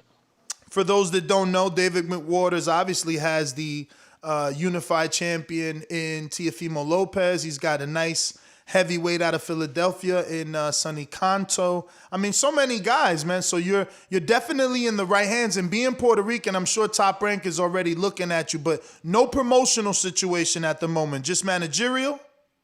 Just we're signed with a company here in Florida for their name is Pro Box Promotions. Okay. How many fights is that? It's for the next 2 years. We'll be with them. Well, a year and a half now, because it's already been almost a year. And how's COVID been treating the two of you? I mean, were you able to mix it up and get some fights? Because Florida's open. We've been having fights down here. So have you been able to stay active? Yeah, we were we had one fight with them, and we were supposed to be fighting this Saturday, but like you said, due to COVID, the fight got canceled, so it got moved to August 7th. Is when our next one's gonna be. Okay, and would it be here in Florida or? Yep, in Plant City, Florida. Okay. So have you gone to? Where do you train out of? Sorry, before I even go that way. We train in Plant City, Florida. The facility that we fight out of is where we train. Okay. Have you ever been to like Orlando for some work? I know Jose Guzman trains out of, what is that, Evolution Gym with Coach George Nelson? Coach Nelson? Yeah, I don't really know like the names of the gyms and stuff like that, but yeah, we go out to Orlando to spar and train and stuff like that. Remember Belanga's fight with the dude from Philadelphia? He was training in Florida. That gym. Yeah.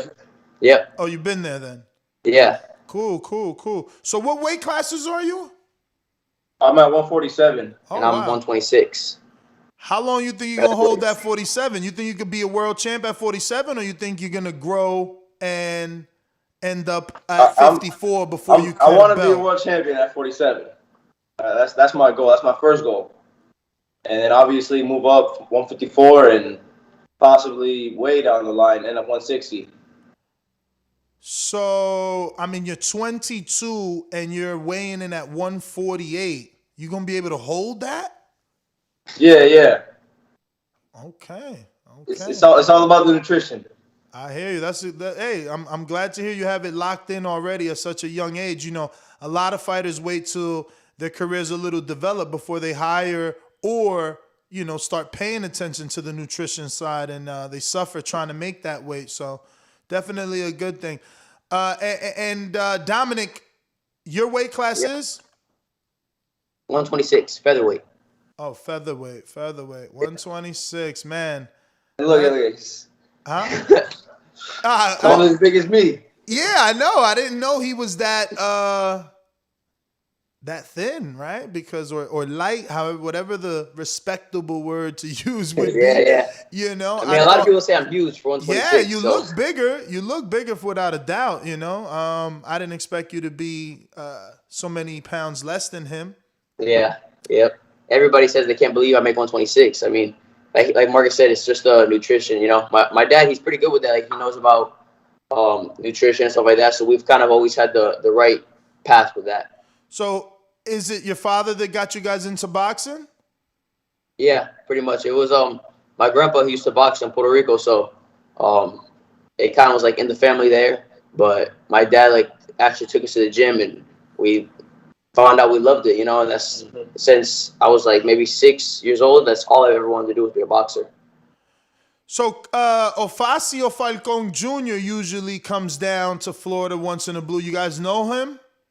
Yeah. Yep. Oh, okay. And he's also from New York. Is he? Yeah, originally, yeah. Yeah. Yeah. So you guys work with him too?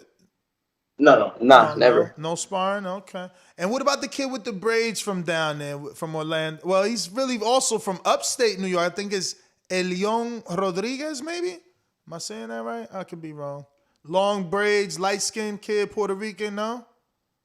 Nah, I don't know. Man, you better get hip on your Florida scene. You need that good work. You need that good work. You got to get out of Plant City. It can't just be the people you comfortable with, because you want to see all styles. I mean, don't get me wrong. Obviously, you got amateur backgrounds and you've seen all styles, but it's still good to get that professional work. That's usually what we're doing. Traveling in California, New York. Okay. Yeah, we went to Robert Garcia's gym. We trained over there for a couple weeks. Nice. Sparred. Nice. But since COVID, it's been a little bit more. Coaches are more held back on that, Definitely. We see these big fights getting canceled because of COVID. Yeah, Shout out to Tio and Tyson Fury. Listen, we got some questions from the people, from you guys. Speaking of California, Dual Ingram in Compton says, the Nevada State Athletic Commission just said they will no longer punish fighters who test positive for weed. Is this good for boxing, and do you think guys will come into the ring blown if things keep trending in that direction? I guess blown must mean high on the weed. I don't know what he meant by blown. I mean, I think if you're an athlete, you shouldn't be doing anything like that anyways. No smoking, no drinking. I mean, I don't think that there's anything wrong with it, because a lot of people do it, and if they made it legal and they're not gonna find nobody or suspend anybody, then it is what it is. You do what you do, but you'll never catch me or him doing anything like that. Nice. Hey man, Mayweather either, man, and he gave you the green print, right? That's it. We got James Valdez in San Antonio, Texas. It says, upon turning pro, if you could decide which promotional company you could go to, who would you choose and why? Top Rank, PBC, or Dazn? I don't know if that's going to get you in trouble with your current promotion to answer something like that. It's about, to me, it's what's going to put me in the best position, for long term. Yeah. Like with the people in my weight class and all that, For sure. Yeah. Steve in the UK says, morning, fellas. Thanks for coming on the show. What are the trophies behind you, and which of you won more? Good luck with your respective careers. Once again, thanks for coming on the show, Steve in the United Kingdom. Thank you. Yeah. I've won multiple national titles, like including Silver Gloves and National Junior Olympics. And as more wins, I have more wins, but I mean, Marcus has made it farther, like as far as the Olympic trials and competing in there. So, as far as the trophies and stuff, we lost track of who's and stuff like that, because there's a lot of them that we both have the same trophy or the same belt and stuff like that. Yeah. So I guess the $1 million question is, ¿ustedes hablan español? Nah. Oh my God! Very little bit. What the? You gotta put my dad on that. Come on, man. How you gonna be Puerto Rican and not tap into that market? Hey, we learn it. This is a business, fellas. This ain't just fighting. It ain't just fighting, man. Listen, you gotta build that social media. You gotta tap into that market, man. That Puerto Rican market is rich. You need. 100%. Have you guys gone back to Puerto Rico? Has your dad taken you at least to train out there, see the gyms or nothing? No. Yes. Never since we went like on vacation, but never since we've been serious with boxing. We never really went back to go train or spar or anything like that. I want to, for sure. Nah, I understand. It would be dope though. Like I know Cotto has a gym, Ivan Calderon has a gym out there. Yep. You know, it would be cool just to go and see it. But listen, man, let me refresh in case anybody snuck in any others. And in terms of fight dates, like you said, everything is being rescheduled for August.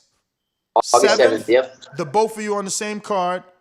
Yep. Plant City. That's the goal. We're trying to fight together and keep it together, you know, build the records together. For sure. And it is in Plant City?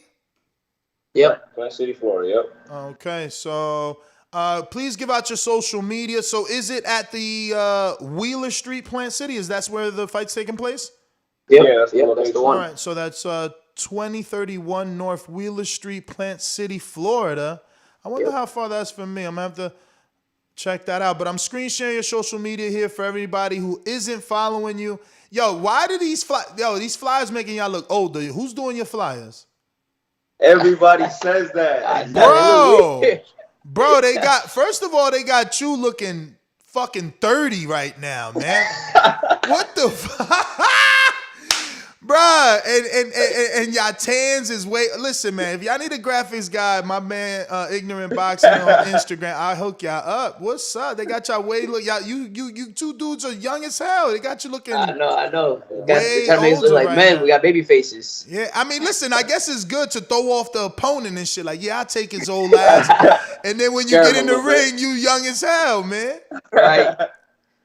But once again, give out the social media because I'm only screen sharing Dominic Devalle _, right? Dominic Valle _, yep. And Marcus, what's yours?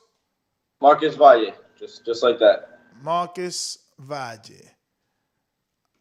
All right. Well, fellas, man, thank you for coming on. Please keep us posted of anything, you know, and we'll get you on before the August date once it's a little more secure. Sure. I'm screen sharing Marcus's heavy bag work here. Looking strong. Yo, you a welterweight, man. If you could keep that weight, man, you know, the world is interested in welterweights, man. A lot of, you know, obviously, look, Virgil Ortiz just announced his fight with Igeligis Kavalastis. What do you think about that fight? Now that I got you, what do you think about that fight? Virgil, he's young and strong and hungry. You know, you can see that he's in it for the long run, you know? So you picking him, huh? Yeah. I mean, you looking strong yourself, man. 2-0, 2 KOs, man. Keep up the streak, fellas. In the first round. First round. Uh-oh. You coming looking like Edgar out here. Are you trying to break Edgar's record? We got a long way to go. Nah, you only got 15, right? Well, he stopped at 16, no? I think so, right? 16? Yeah. I think it was 16. I think he stopped at 16. What's up? Let's go, champ. We only got 15 to go, man. And that should be your thing. You know, 15 left. Count it down so people get excited, man. But listen, fellas, man, thank you again. It's been a pleasure. I'm glad that we got the opportunity to meet. Look forward to watching you guys fight. I'm here in the Florida area, man. We will definitely connect. And once again, appreciate it. We'll get you on in August. Thank you. Sounds good. See you then. All right, take it easy. There you have it, ladies and gents. The Devalle. Well, I keep calling him Devalle because of Orlandito Devalle, but it's really Valle twins. The Valle. Well, they're not even twins. Fuck, I'm fucking up. They just. I need that haircut. It's 1:30 appointment. Yeah, they're not even twins. They just look extremely alike. They look a lot alike. But that was pretty cool. I like that, and I didn't know he was a welterweight. And there was split T. They're gonna be moved properly. We going out to Chrono. Did we finish your call? Chrono and Cali. Did I give you your call? I'm assuming that's a yes. Chrono.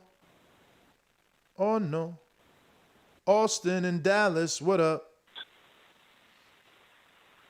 Hey, good morning, Ness. How you doing, bro? All good, all good. What up?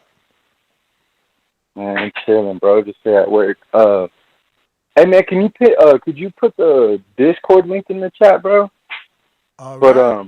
As far as the subject, I was gonna say, man, hey, Canelo a G, bro. What Canelo wants, Canelo did. Like, That's some G shit, man. Although I did want him to have a 3-fight deal, that's just some OG shit. Like, you either take it or leave it. And Plant, Plant yesterday was mad as fuck calling out, like, hey, man, you better not fuck up my bags because that boy is about to lose 10 mil, man. That's crazy. But, yeah, man, good show today. Shout out Dallas. I'm pretty busy at work, so I got to get back. Shout out Border Wars. Let's go. Good show, Ness. Appreciate you, bro. All right. Yeah, man. Border Wars tonight at 7 p.m. Eastern. It's going down. So join us right here. Let me see who's next.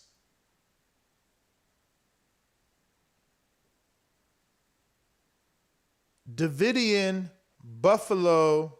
What up? Yo.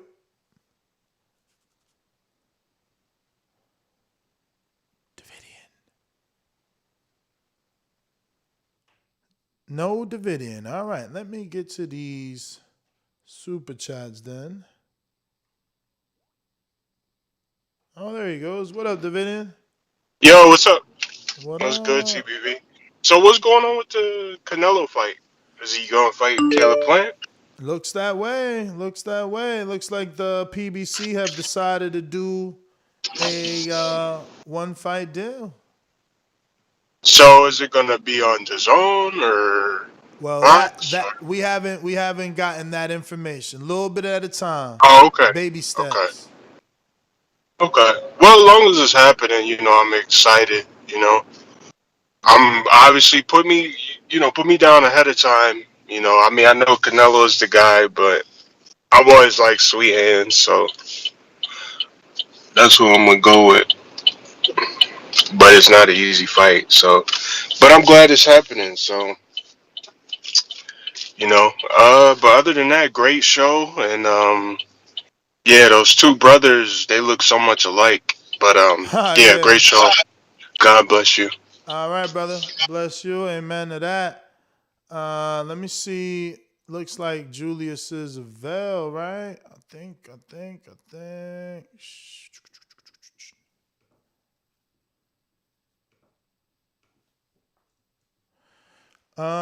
Let me see here. In the 3, who is this? I should know your number by heart. I feel like I put this shit in the queue today 3 times already. Yep. Jesus in Detroit. What up? What up, Donuts? Good show. I mean, I'm a little disappointed about. I know this is yesterday's topic, but I'm a little disappointed that Canelo didn't take that 3-fight deal. But as long as he fights Plant, it don't matter where it's at. I'm watching it. I'm happy about that. I'm more curious though. I'm not trying to jump to conclusions or look past Plant, because Plant, I think, is a live dog in the fight. But after, let's say, he becomes undisputed, then what? If you're going to go to a PBC fighter, I mean, you should just sign that deal. But I guess we got to wait and see. Down to the other topic, I would personally like to see Andy Ruiz just fight Ruiz Ortiz, because I want Whyte to get slapped by Wilder. I've been wanting that fight for a long time.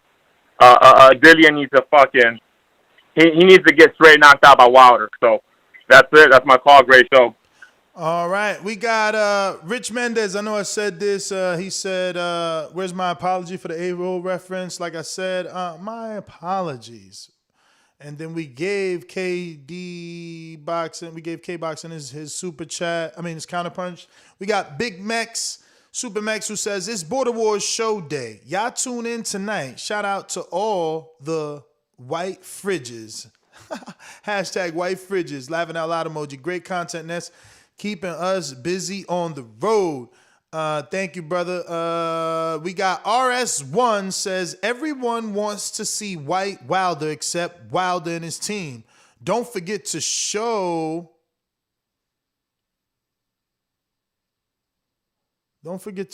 porn star Malik Scott love on his OnlyFans page. Laugh out loud emoji.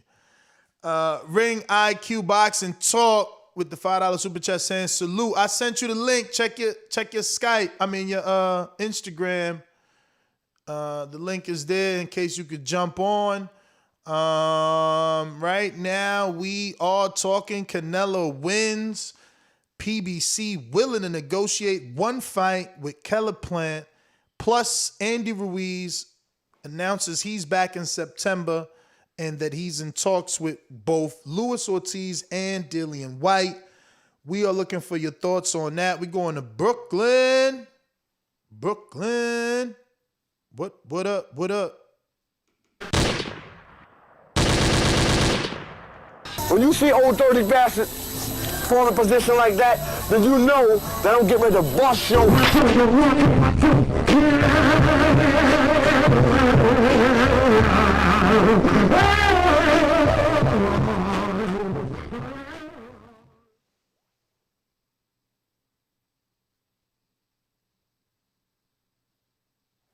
Bruh, so he literally dropped off right now, man. I was about to go to King. Oh, there you go. There you go. King Born, what up? Man, listen, hey, yo, Ness, man, free me out the Sky prison, man. Free King Born. Free King Born. Yo, let's get to it, man. Yo, this shit feel good. Y'all know how this feel good, y'all? Y'all know, like, when y'all doing 70 and a 55, right? You know you way over the limit speeding, right? And you see the cop behind you put the lights on, you like, oh, shit, I'm hit, I got hit, right? Then all of a sudden, he pass you and go back somebody else. That's how this shit feel good, man. Yo, Canelo gonna slide on them like a fresh pears. He gonna get him in their pocket. Yo, it's good, man. 1-0. We gonna get undisputed, y'all. I'm hyped up. Yo, when Canelo, if Canelo beat Caleb Plant, right? He gonna call him, you could call him KPC. Canelo PBC, call him KPC. You know what I mean? Make up a word for him. Make up a slang for him. You heard? But like I said, man, now let's go to this Ruiz shit real quick. Now, show Ness, like I said, free King Born. Put the shirt on, Ness. Free King Born out of Skype prison. But yo, Ruiz got two. Dog, I want Luis Ortiz. Let's get Dillian Whyte, man. You know what I'm saying? Yo, I want Ruiz in the mix, man. I want Ruiz and Wilder fighting for the belt. Fury gonna retire and drop the belt. I said it. We all said it. And listen, y'all need to fuck with the boxing boys, because if you don't fuck with the boxing boys, we trying to get to 1 million. This man putting out mad shit, y'all. Y'all need to fuck with him. And if y'all don't fuck with the boxing boys, because you a goddamn hater. Peace. I'm in Walmart eating these red chicken wings. You know what I mean? In Texas right now. Peace, y'all. King Bone, thanks for calling in. Let me see who's this, and did we go to you already or not? Here I come. This is JB Cinema in Denver. What up? What up, brother? How you doing? Hey, man, I'm doing good. Hey, I appreciate the passion you have for this sport, bro. It's unbeatable. I Thank swear. you, man.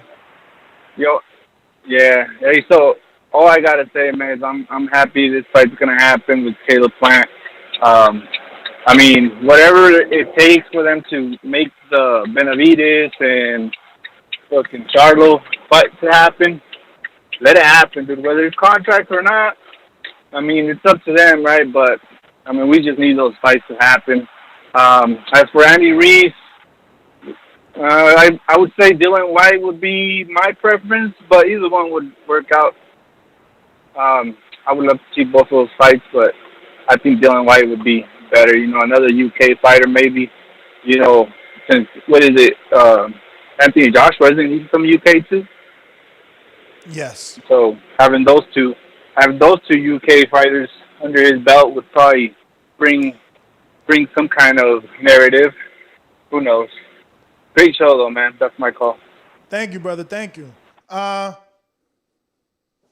If you want to call in, you know the number to call in, 1-425-569-5241. Press 1 one time to voice your opinion right here on the Voice of the People hotline. And don't forget, you can also add Nestor Gibbs on Skype to be part of the conversation from anywhere in the world. We're going out to these super chats. We left off on Supermax. And then RS1, and we got to Ring IQ Box and Talk. So that was the last, and we are at James Benitez that says, after Plant wins this fight, what's next for Plant? Rematch, then wins again, and then what? What's your vision for his career? Wow, if he could beat Canelo twice, because yes, he might have a rematch clause. Lord have mercy. I mean, the sky's the limit. You gotta give him a soft one after this. I mean, if he beats Canelo 2 times back to back, he needs a soft touch. J. Leon Love, somebody maybe even less than that doesn't have the power. Another Mike Lee rematch type of shit, bro. He's fucking beat Canelo. He beat Canelo. But then again, not even Canelo. Well, I guess Canelo's Yeardom could be a J. Leon Love, right? Canelo's Yeardom can always be the worst fight. Like, people will always look at that fight. But maybe Keller Plant could do a Khan type of fight, like where he now fights an Earl. Whoa. Huh? Whoa. Yeah, no more Canelo and Earl. Now it's motherfucking Keller Plant in Nashville and Earl. Huh? What? I mean, if he beats Canelo twice, it don't even matter about Nashville. He's the great white hope. Every headline would say it. There's no doubt in my mind if he beat Canelo. Stephen A. Smith. Who wants them? That's my next poll. I just made a new poll, and I ain't gonna end this one that quick. Because my poll right now is asking, after Plant, who should Canelo fight? Should it be Jamal Charlo, who has 31% of the votes? Or is it Artur Beterbiev, who has 35% of the votes? Or is it David Benavidez, who has 29% of the votes? Or is it Earl Spence Jr., who has 4% of the votes? Once we get done with that poll, we'll make whatever poll I just forgot I was going to make. But whatever I just said a few minutes ago, once it comes back to me, we'll make that poll. I think that's needed, even though I can't remember. That short-term memory, all them L's, that's gone. But it'll come right back. Don't worry about it. It's worth it. It totally is. Tell him, Stainless. Explain red belt, black belt, WO and green. I'm king. Undisputed GOAT, TBE. And you can catch the news first on TBV. Let me see. Somebody just sent me some new news. We knew that.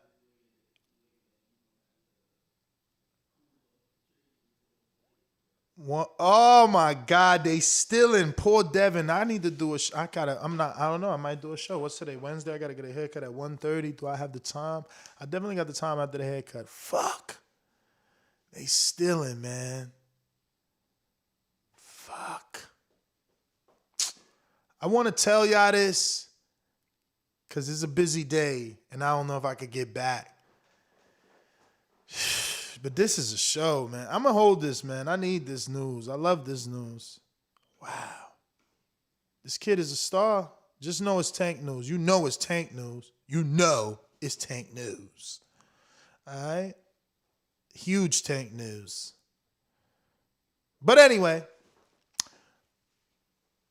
who we going to, man? If you're on Blog Talk and you feel like I haven't gone to, that means you haven't pressed 1. And if you want to come back, you need to go to a counterpunch. Thank you. Let me see here. Chrono, did we ever get to you? Second time asking. No. All right. Well, what up? Chrono and Cali, what's up? What's poppin'? You said something about Devin Haney and some bad news. I mean, that's kind of been the damn theme with him, man. He's just not getting, the love he's supposed to get, but whatever. We'll see when you come to it, whatever that is. Mm-hmm. But,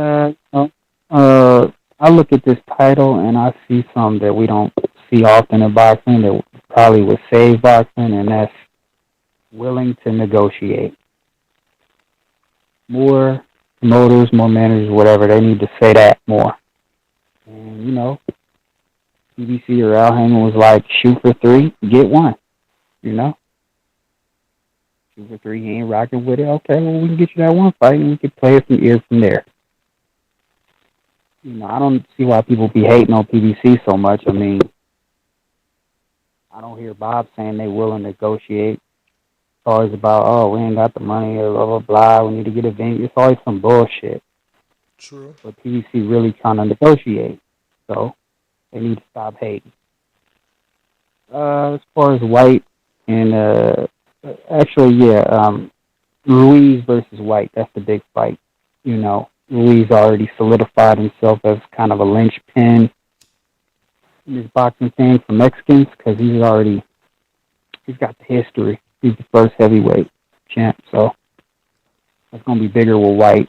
You know, it kind of has a country versus country thing going on. Even though Ortiz beats them both,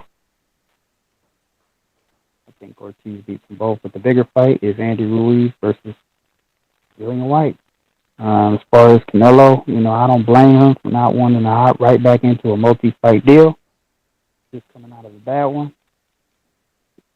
You know, we'll see if Canelo, who he chooses and who he fights before I say anything negative.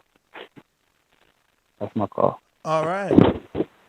I just want to, right now we got 169 votes and the poll's only been open 7 minutes right here live on youtube.com/The Boxing Voice. If you want to go ahead and, voice your opinion in the form of a vote, casting a vote on who Canelo should face after Plant. And Jamal Charlo is in the lead with 35%. Which that means now that PBC would be doing business with Canelo 2 times back-to-back according to the fans and what they want. So again, Matchroom did a 2-fight deal with Canelo for Yeardom and Billy Joe. They can still say, take this Charlo fight. The streets want it. 36% now for Charlo. 36% now for Charlo. And guess what? Artur Beterbiev is only 29% in the second place. Benavidez is 25%. So, you know, we don't even have the same amount of votes as the last 2 polls. So give this time, Benavidez will trump Beterbiev, and it would have made sense to do that 3-fight deal. Now, again, we go back to Jay Will's point. Who the fuck is taking 3 tough fights like that? But these polls are showing that, yes, the public doesn't want Canelo in a 3-fight deal, but the public does want his next 3 fights to be PBC fighters. But it doesn't matter that Maul's a 60-pounder. I put him in the poll, and 37% will now want him. Only 31% want Artur Beterbiev, 24% want David Benavidez, and 9% want Earl. It's about what the public is willing to, or what drives the public. If you're DAZN, you need this information, and I'm sure they have it on a grander scale. They have million subscribers on both their Instagram and YouTube. They can poll their own audience and see who it is their subscribers want to see the fighter's face. It's not difficult, but Kellen, what up? First time caller, right?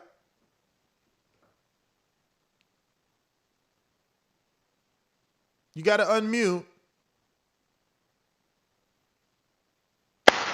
Hey, man, it's just me, bro. Who's this? Austin. Who? Austin B, bro. Oh, Austin. Yo, your screen name says something else. But Yeah, it's my wife. It's my wife's fault. My fault. Okay, no problem. You just listening then. I got you. And then that means we got Stainless on the boomerang. 10 minutes into the poll, 210 votes, 37%. Charlo still in the lead. People want to see him fight Canelo next, if Canelo can beat Plant. And obviously Dillian Whyte won our last poll. People want to see Andy face him. Stainless, talk to me. Boomerang. Yo, I didn't even know about that Andy Ruiz comment with the so is Whyte and Ortiz you talking about? I gotta agree with the last caller, man. I think White's probably the bigger fight. Ortiz is the tougher fight. I guess. I mean, we haven't seen Ortiz since the second Wilder fight, right? Yeah, I mean, I don't even know, bro. I mean, Ortiz, I don't even know. I would have to like check and shit. Let me check. I think he And fought. White. Maybe he fought like an Alexander dude or something like that. I'm not sure, but I'm pulling it up. Luis Ortiz. Look, you got to actually put boxer. That's how not known he is. You got to put the word boxer. Can't just do Luis Ortiz. Boxer. Let's see, box rec. And his Alexander Flores, whoever that dude is. All right. Yeah. I still have to stick with Dillian White. I mean, all of us want to see him fight Wilder, but Wilder got tunnel vision right now, and I don't blame him for it. You know what I'm saying? Stay focused on your prey, bro. So I would have to lean towards Dillian White. I'd like to see White have more of a American debut anyway. I know he had one with Lucas Brown, but what have you done for me lately? Again, man, I appreciate Canelo for taking the fight. I don't knock him for it at all. I think that is a better choice than he could have just turned tail and went back for the better B fight or another Yildirim. So we, you know what I'm saying? Like I say, let's get more into appreciating boxing and getting caught up in the business because it's just different now because we got so much information like at our fingertips or in seconds. Because just like you Googled his last fight, you know what I mean? It took you right to BoxRec. It only take a few seconds to get boxing information now, as opposed to the 80s and even through the 90s and the first part of the new millennium when you kind of had to wait for that information to surface. So calm down, fans. Be patient. You know what I'm saying? And hopefully this all get done so we can look forward to a good fight. Thanks again for all this content, bro. Yesterday I was off and I spent half the day on TBV. You know what I'm saying? And now I'm back at work and, you know what I'm saying, I'm right back on this TBV. You'd be surprised how I get a lot of us through our day, man. You have no idea. I know it's nothing for you because, you know, you enjoying what you're doing. But, you know what I'm saying, for me, it bring a little bit of joy for me because it take my mind off whatever I got to get through this day. Again, as I always say, please make sure you push that thumbs up. Share this and every episode of the Boxing Voice podcast. This is TBV for life. And if you ain't on Patreon, you're a pendejo. Shout out Del Camino. Peace. All right. You ain't never lied, man. I love it, man. We going out to K Boxing in DC. Counter Punch. What up? K Boxing, DC. Counter Punch. What up?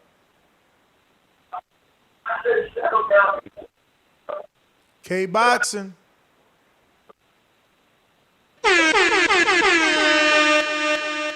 K Boxing, DC.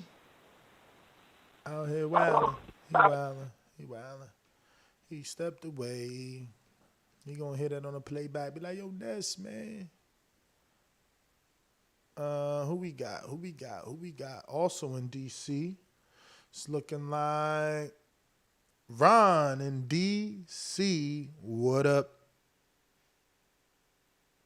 What's going on, Nat? How are you, brother? I'm fine. I just seen your poll. Why Boo Boo wasn't in your poll? Oh man, they only let you put 4 people. And you put, I know he mentioned Earl, but I think Earl shouldn't even be on the list. I mean, he said he didn't mention. He literally said he ain't fighting Boo Boo because of what he did at the press conference. So I could only mention the people he mentioned. But I could do another one once this one's done. Right now we only got 243 votes, 14 minutes, so still some time. Charlo's still in the lead with 36%. The Better Be fans woke up, 32%. David Benavidez, 24%, holding strong. Earl dropped down to 8%. It's on you though.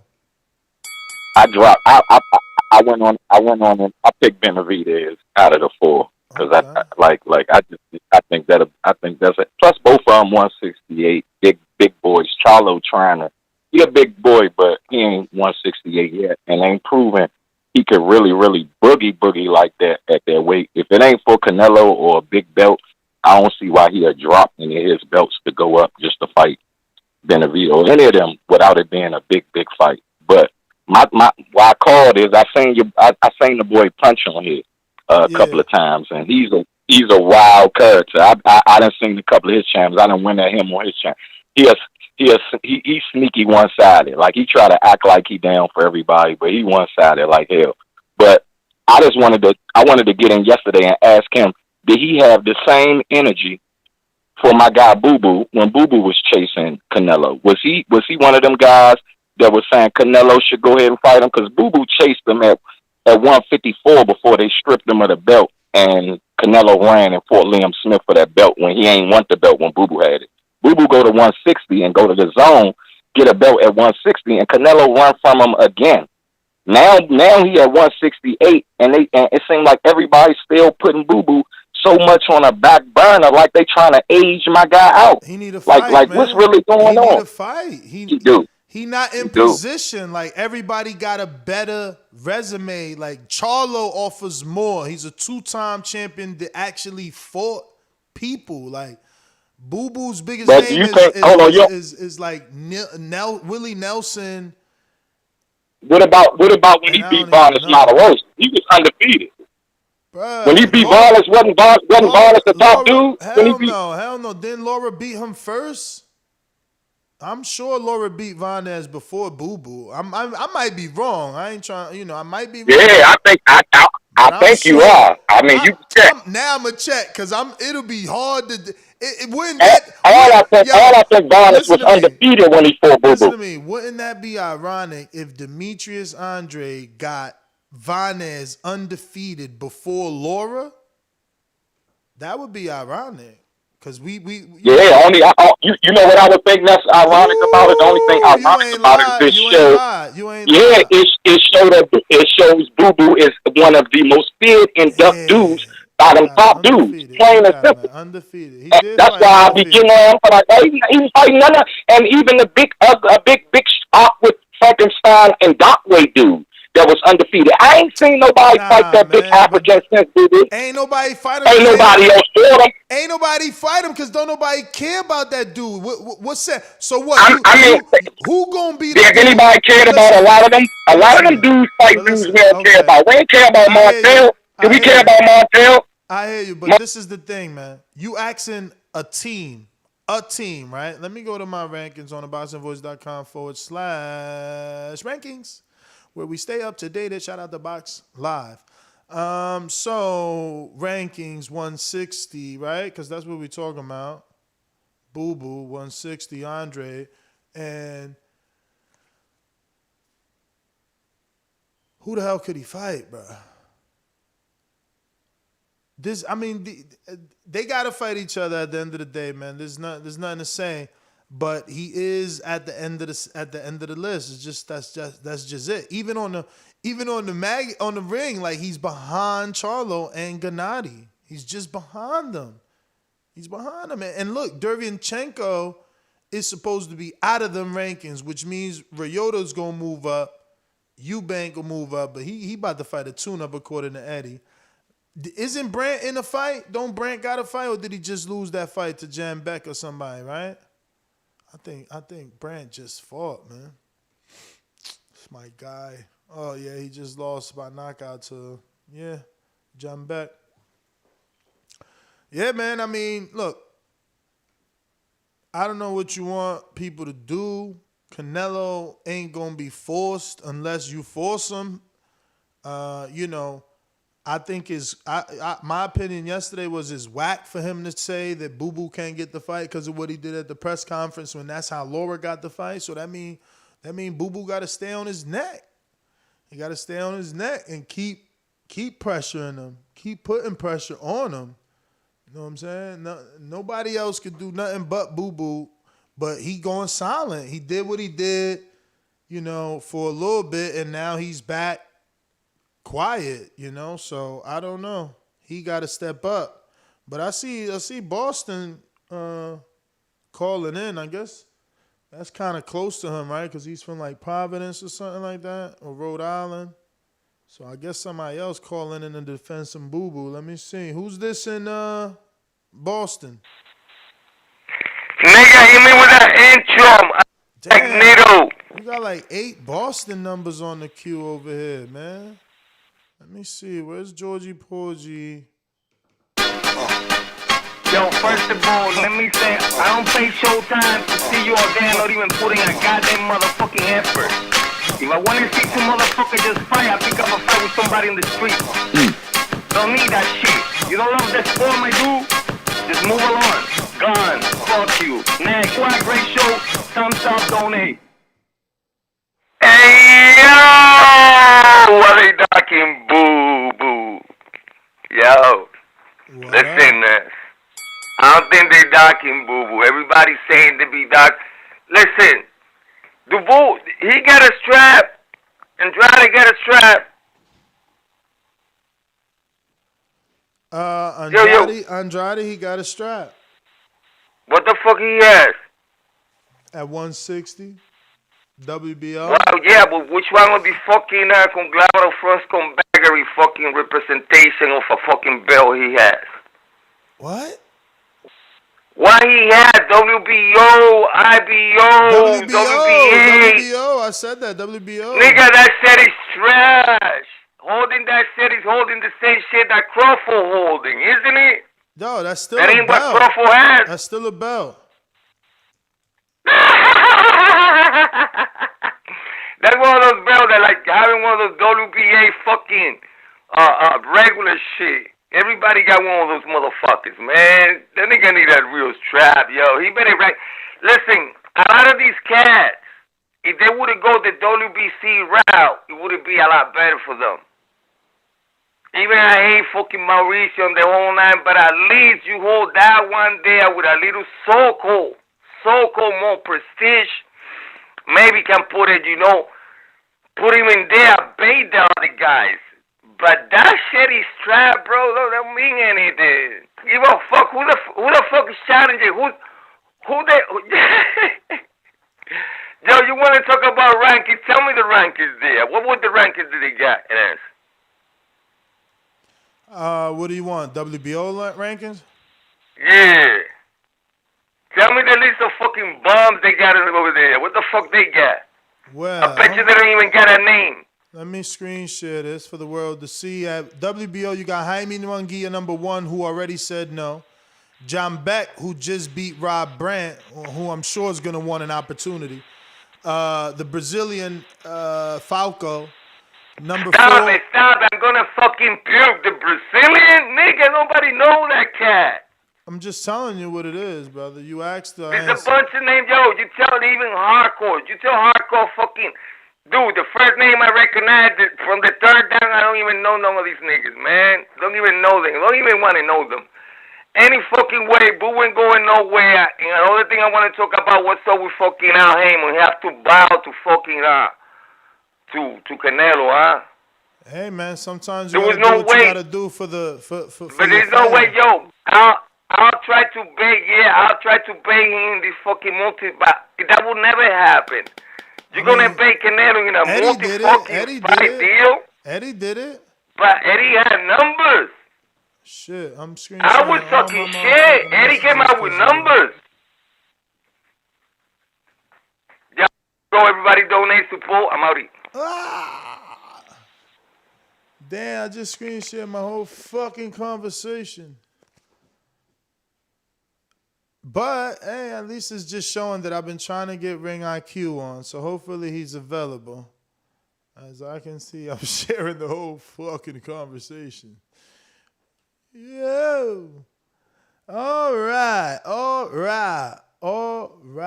Steve with a counterpunch in Chicago. What up? Yeah, can you hear me? I do. Yeah, sometimes people get caught up in this YouTube and misinformation, and you need to listen to the fighters when they talk. So Canelo did an interview, and this was before he fought Billy. An interview with the guy you interviewed, Brian Custer, right? And he asked him, Would you fight Charlo? Yes. Would you fight Benavidez? Yes. Would you fight Spence? Yes. Would you fight Boo Boo? No. So they got to erase Boo Boo from the equation. He's never going to fight him. Just like Spence ain't going to fight Thurman.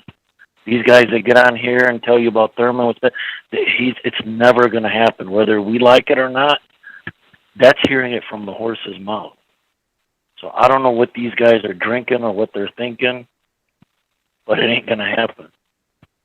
You know, these other fights have opportunities to be made because the fighter himself said, yes, he would do it. And this is before the Billy Joe fight. So this is before that post fight conference and all that. That was before he stormed. That was before all that. He's been saying he's going to fight Andrade. So people need to start listening to like what the fighter's actually saying and not what people on YouTube are spreading, you know? That's all I got. All right.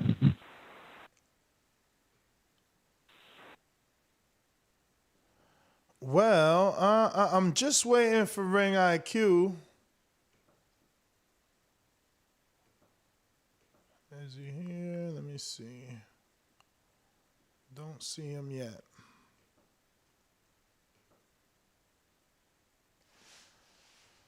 Well, in the meantime, if you are on Blog Talk and you feel like I haven't gone to you, it's because you have not pressed one. Ring IQ, I'm going to just go to you on the phone, champ. Looks like you can't get it on Skype, right? What's going on?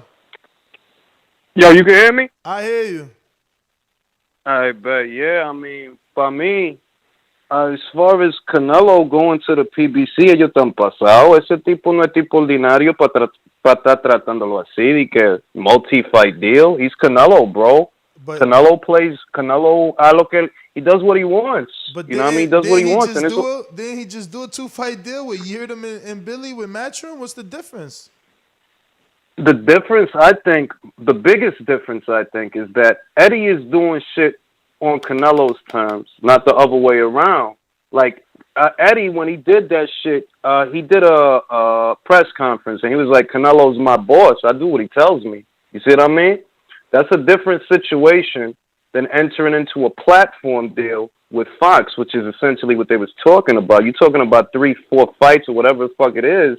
That means Fox might have first refusal of who your opponents are. That means certain shit about the money. It means a lot of different things when you walk into an engagement like that. Whereas what he had with Eddie, that was just a promotional deal. He wasn't committed to DAZN. That's why he's talking to Fox right now, because he wasn't committed to DAZN. Like, they can't tell him who to fight or when to fight. He was committed for 2 fights. That's why he's talking to Fox now. To Matchroom. Yeah, to Matchroom. Matchroom, the promotional company, yeah, but not DAZN, Matchroom the platform. gets the clearance from DAZN to approve Yeardom. Just like you said, any network has to may want final approval. That's how it's been for HBO. That's how it is for Matchroom. And I'm sure it's going to be like that for Fox. Like, what you think? That Canelo could just say, I'm going to fight Yeardom again, and they're going to approve it? No, it's got to go through No, of course not. Even Joe McCroskey said that he sits at the table for AJ's opponent selection. Of course not, but I think that the biggest difference is Canelo's not necessarily tied to DAZN. That's how he can have a conversation with Fox, right? He's not tied to DAZN. Julius, hold on. This is why I wanted you on the panel, because this is a deeper conversation. How can you say that when he's literally in bed with him in Mexico? He just started Canelo match hold on, Mexico. Wait a minute. Now we gotta get into specifics, because he does not have an exclusivity deal with DAZN. He literally does not have a contract with them. No. Literally. Just because he fought he's fighting. Hold on. He's fighting on DAZN. He's fighting on DAZN on the same premise that Dillian Whyte fights for Matchroom. Yes. Fight by fight. It's fight by fight. It's not, I'm with you for 3, 4, 5, 6. No, it's not like that. So because he doesn't have a platform deal, he can talk to Fox. He can talk to Bill Wenger and see, okay, if you want to fight on Fox, what you got for me? Because I'm not in bed with DAZN. So if you want it on your network, talk to me. What do you got? And if he likes what they got, he goes over there. If he don't, he sticks with Eddie, and they have another fight on DAZN. But he's not stuck there. And that's the biggest difference. That my fight don't have to be on DAZN. It could be on PBC, a one-fight deal, because I read an article this morning that he was like, yo, we're not going to do a multi-fight deal with you. Now, we'll do a one-off with you. We like what we got going on. I read some comments from, it was a quote, I believe it was from Canelo via Eddie Hearn, that, yo, we'll do a fight with you, a fight. We ain't trying to jump into bed with you. And that's fine, and Julius. I understand that. That's fine, but my issue is, why is everybody so emotional and insisting that he takes one fight when he took a 2-fight with Matchroom? And you keep saying he's allowed to talk. Yeah, after the Billy Joe fight is when he's been talking. So regardless of what you may think about him not being tied, he didn't send out any offers or have any conversations with Team Plant until after his 2 fights was done with Matchroom. That's not true. He went to Plant. Wait. That's not true. They went to Caleb first, and Caleb didn't like the timing of the fight, and that was over. That was months ago. Yeah, but that was before the Yeardom fight. That was before the Yeardom fight. That wasn't after the Yeardom fight. Okay. Y después, didn't they go to Caleb a second time? But listen, it doesn't matter if they went 3. What I'm saying is they didn't go before Yeardom or after, because the Yeardom is part of the Matchroom 2-fight deal. It's on their website. I dig what you now listen. I dig what you're saying. You saying that you cool to jump in bed with Eddie for 2 fights. Yes. But you're not cool to jump with. This is the difference. This is what I'm trying to tell you. Jumping in bed with Eddie does not necessarily mean jumping into bed with DAZN. DAZN is the platform, but you see Eddie's still in the picture of a conversation that is happening with Fox. So if the deal is right for Canelo, Eddie's still in the picture, but the fight will be on Fox. So the wait zone a minute. is the one. So wait a minute. You think that Fox is gonna allow Canelo to fight on Fox and Eddie be the lead promoter? No. Eddie's in the picture because him and Canelo Alvarez have some kind of endeavor going on in Mexico. So Eddie's not going to be out of the picture. If the fight lands on Fox, obviously it's going to be the PBC handling the promotion. However, the PBC handling the promotion does not take Eddie out the picture because Canelo doing other shit with that dude. He got some shit going on in Mexico with that dude. Exactly So my he clearly point. not a... But that's my point. For you to say he's not, with the zone when we know that he is because of all the business that they just started in Mexico, it's clear, bro. That's why they're forcing His Plant over fights, there. no, because you're blanketing that because he can fight on Fox and the zone can't do shit about it. They can't stop him. He don't have a commitment to them. Before he got away from Golden Boy, right? Via Golden Boy, which is what caused the problem. Before he got away from them, he can't fight on no other network. We got an exclusivity deal with this guy. We got a contract or whatever the fuck it is. But the last two, he couldn't fight nowhere. You keep acting like he made a deal just with Matchroom. That's not true. That's that a is fight true. by Julius, fight. hold on a minute. Let me explain my part, and then you debate it, right? Or you counter it. How can you say to the audience that Canelo made a 2-fight deal with just Matchroom and not DAZN when Eddie doesn't have another distributor? His only broadcaster is DAZN. He literally has stock in DAZN, and DAZN has stock in Matchroom USA. Like that just makes no sense. He was in bed with DAZN for the last 2 fights via Matchroom. The same way that Demetrius said this himself in an interview. He's a Matchroom fighter, but he has options on where he fights. That's how he can cross over. We had his father here. His contract states you that. gotta let me finish my point, Nesta. You gotta let me finish my point. But that's why I want you on the panel so you don't feel cut off, man. I dig it, but I'm saying this is what I'm saying. You can be in bed with a promoter. That doesn't necessarily mean you're in bed with his platform. It's that simple. That's why they're talking to Fox. Yeah. Would they be talking to Fox right now? Would they be talking to? Would they be talking to Fox right now? Now, hold on. Would they be talking to Fox right now if DAZN had right of first refusal on all Canelo's fights? No, they wouldn't be able to talk to Fox. DAZN would have the final say, but they don't have the final say because he don't have a commitment to them. He's working with Eddie, but he's working with Eddie because he wants to, not even because he has to. The 2-fight deal is up. Yet Eddie is still in the picture. Why? Because Canelo wants him there. Not because Eddie can force him to do anything. He's only there because Canelo wants him there. And I agree. So let's say that Fox, they offer Canelo a nice deal that he's willing to accept for a one-off. Let's say they offer him that. Nobody can stop him. He can take it if he wants to. Every other fighter on Matchroom does not have that option. But that's only now that his 2-fight deal is over. You keep acting like he was a network free agent for the last 2 fights. And that is what brings me to my point. So why are we all upset if he would have took a 2 or 3 fight deal with PBC when obviously the public, I'm sure when you do a poll, the public will pick Charlo, Benavidez, and Arthur Beterbiev as the highest options for Canelo after Plant. Like, it's obvious. Now let's the public wants to see those fighters. Let's address that question. If we're going to address the public and what the public wants, what I've seen is that the public wants him to fight Artur because they feel Artur can stop him. That if anybody has the best chance of knocking out Canelo, because you're not going to beat him on the cards. That's the way it's been. You're not beating this kid on the cards. So your best bet to beat him is to stop him. The guy who stands the best chance of stopping him, well, that's a top-ranked fighter. Now, should he have... Now, this is my view. Should he have to sign the top rank to get Artur? No. Motherfucking Maurice Hooker didn't have to sign the top rank to get Jose Ramirez. He's the A-side, right? He's Canelo Alvarez. The cash cow of boxing in this country from 160, 168 to 175. So you motherfuckers just need to cross the street.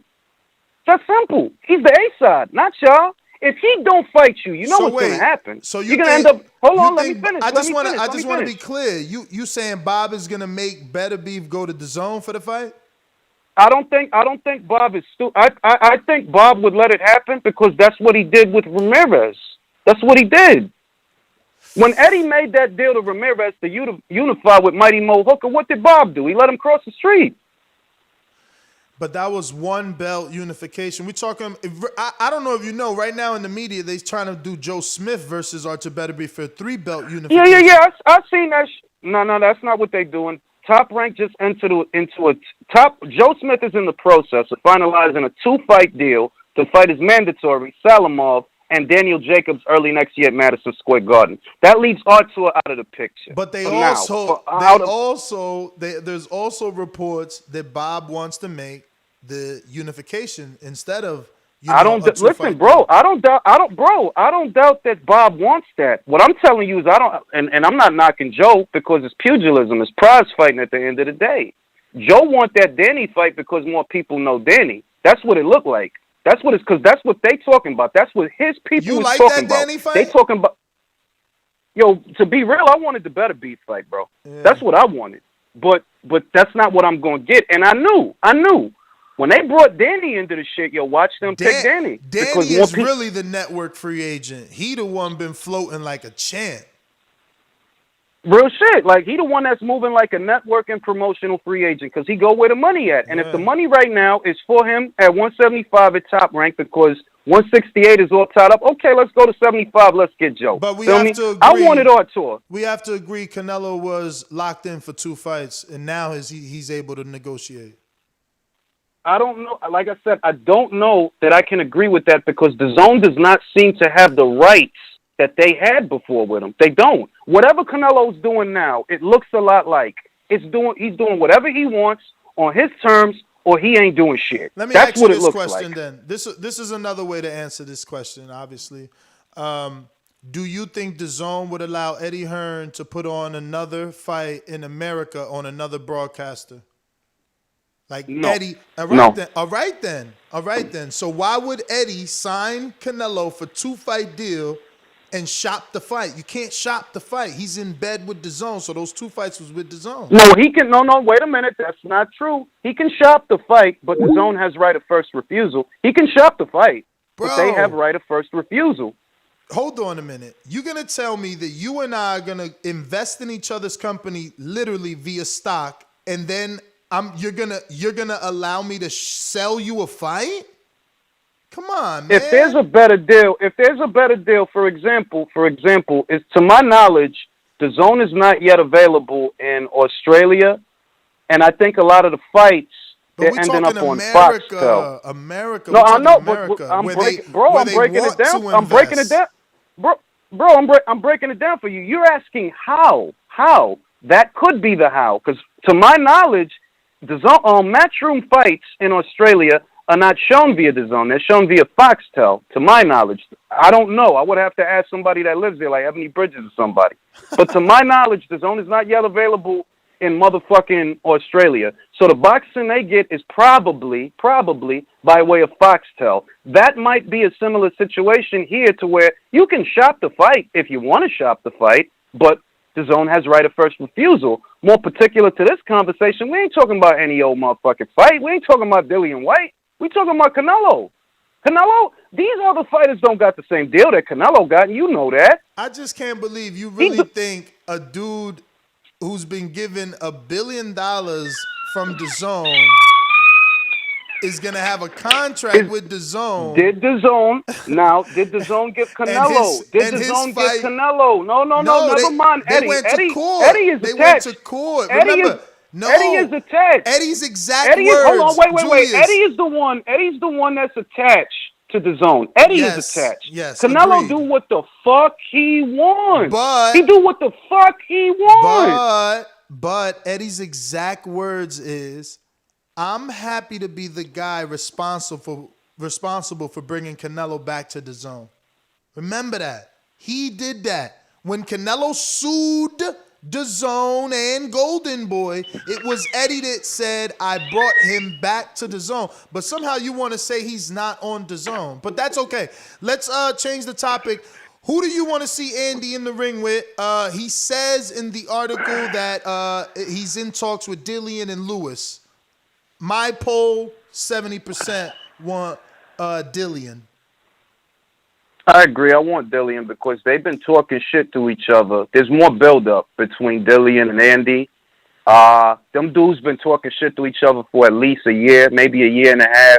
They got to shut each other up, and we got to get back to that in boxing to where if they legit got beef, make them fight. That's a better fight. Maybe Andy will knock his ass out. Maybe he'll knock Andy out because Andy, he got put on his knees by Chris Arreola, so you never know. Anything can happen, especially in heavyweight boxing. If I got to choose between them two, I want Andy Ruiz versus Dillian Whyte, Luis Ortiz versus the winner of Ajagba versus Frankie Sanchez.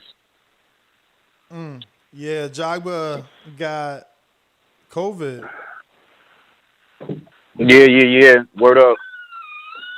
When they fight, if they fight in October, when they fight. What do you think about that rumor about Jared Anderson and Fury? Anything is possible, man. It's all sorts of sparring stories. He probably did put the paws on him. The last time we saw Fury on camera, his face was all marked up. He had that yellow robe on, and his lip was busted, and he had scrapes on his face. So maybe he did put the paws on him. All right. I ain't gonna say. Yeah. I ain't gonna say. I mean, anything is possible. It's possible the dude really got COVID. It's possible they lying about the shit. It's possible he got beat the fuck up in sparring. It's possible it ain't none of that. Anything is possible right now. Well, speaking of possibly having it or not, you believe the Triller Tio one? To be honest, I don't know what I don't know how to feel about that because we know, at minimum, we know that the tickets wasn't selling like that. They wasn't selling like that. At the same time, Triller overbid for that fight because that ain't no motherfucking $6 million. That ain't no $6 million fight. That's the truth. And that ain't the kind of fight that really even belong on pay-per-view. So they in a position to where they can't afford to lose no bread on that. They already lost bread on Jake Paul. And the last fight they staged for him, they still trying to sue YouTubers for stealing a fight. So that tell me that they fuck around, move that shit. They moved the shit 3 times, dog.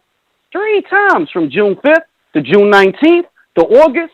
Now, September, I think they wanted to do it. Now it's October. You could see that they're invested in that fight. because they put a lot of money into that shit and they don't want to lose it. So maybe they moved it because the tickets wasn't moving like that. Now they talking about taking this shit to Australia. It went from Miami to Australia. Yeah, I mean, his manager said they'll drop the belt if they got to go to Australia. But one of my listeners super chatted, after Plant beats Canelo twice, what do you envision for his career? So if he can do that, if he can pull off the unexpected and get 2 back-to-back wins, because we're assuming Eddie is going to influence Canelo to put a rematch clause like he does Dillian and AJ. So if he can beat Canelo twice, which is highly unlikely, he's minus 600 or plus? No, Canelo's a minus 600 and Plant is a plus 400. But if he can do it twice, what do you envision for his career? He probably gonna fight a mandatory after that. Because if you're talking about, let's say he beat Canelo once, right? He beat Canelo once. Then they do the rematch clause, activate the rematch clause. Now we're talking about a year. In that motherfucking year, because he got the IBF, they're going to order a fight. So in all likelihood, if he beat Canelo twice, he'll fight a mandatory afterwards. Who that mandatory is, I don't know. We got to fast forward 12 months. Look at the ranks right now as they are, and then fast forward and see if that same person stands a good chance of being there in the next 12 months.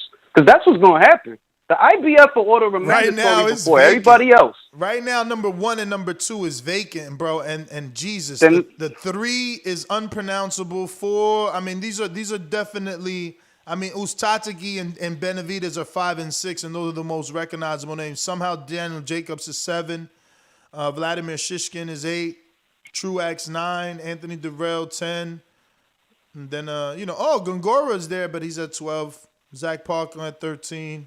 So you gotta fast forward 12 months and try and imagine how them ranks is gonna look, because in 12 months they'll order a fucking fight. No, it'll be Benavidez. He'll be the mandatory because he's already fighting number 5, Uzcategui, and they're the most popular names. Number 1 and number 2 is vacant.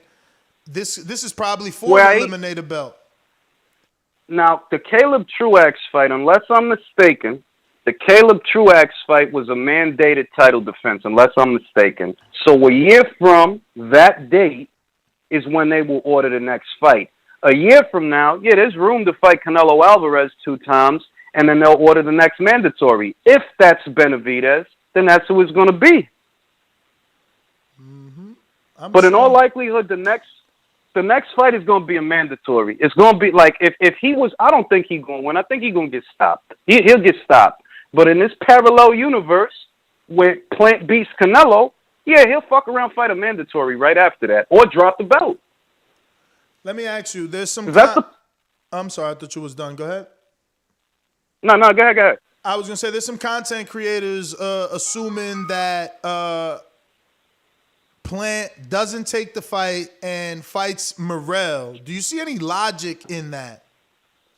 Yeah, man. Morrell got upside, man. He beat the shit out of Cazares, man.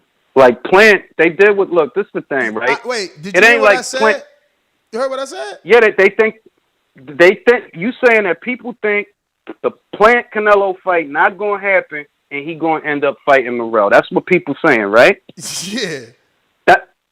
That now, based on that, I'm not going to dismiss it outright. I'm not saying I believe that's what's going to happen straight away, because Morrell got a ways to go. The way you going is the WBA way, not the IBF way. You got the WBA Reggie, so you ain't even chasing the red belt. But the reason I could see it happening is because Morrell got upside. This kid 5-0, he beat the shit out of Cazares. He only 5-0. He got it. I could see Morrell fighting Plant somewhere down the line if the Canelo fight don't happen. The more likely fight, I think, if Plant don't fight Canelo, is Benavidez. They'll sick Benavidez on him. Let him beat the shit out of Caleb. Because he'll beat the shit out of Caleb. Wow. He'll beat the shit. I mean, like, it ain't nothing against Caleb, but as a gambling man, if I got to look at these 2 dudes and who going to do what, David will beat his ass. I think this fight with Uzcategui is a great barometer. It's finally a good common opponent. Let's see if Benavidez fix some of those things. You don't think he squares up too much? I don't think Caleb has enough pop to keep him off. Bro, he put Uzcategui down twice. Yeah, but we reading too much into Uskatagi. So the main thing with Uskatagi, the main thing with Uskatagi, it ain't like he fought James for the belt and beat his ass. Now, James chose the money. He decided, I'm going to fight you, Bank. It's more money in that. That's what he did, right? That's how Uskatagi got the belt. Mm-hmm. That's it. And you beat that dude. Because he didn't want to fight that puncher. I ain't mad at. Listen, I'm not saying you wrong. I'm saying that you didn't actually beat somebody that was on the level. You didn't. You made him give up the belt because he looked at you like, that's more trouble than it's worth. I get more money fighting Chris Eubank, and that's what he decided to do. But you didn't actually beat nobody. Now I've been watching Uskategi Bolivita, whatever his name is. And, he ain't been looking good, dog. Like, David going to stop him. He is going to stop him. And if he Because all that shit with James, if he don't, that's not a good look. That's not a good look. And then would you change your opinion of Plant and or pick for Plant Benavidez? If he don't stop him, that would drop him. Because, again, the non-puncher dropped him twice. I dig that, and that's cool. But what does that tell us about Uskateki? I'm banking that remember. I'm banking that David gonna stop him. Why? Because you got dropped by a non-puncher.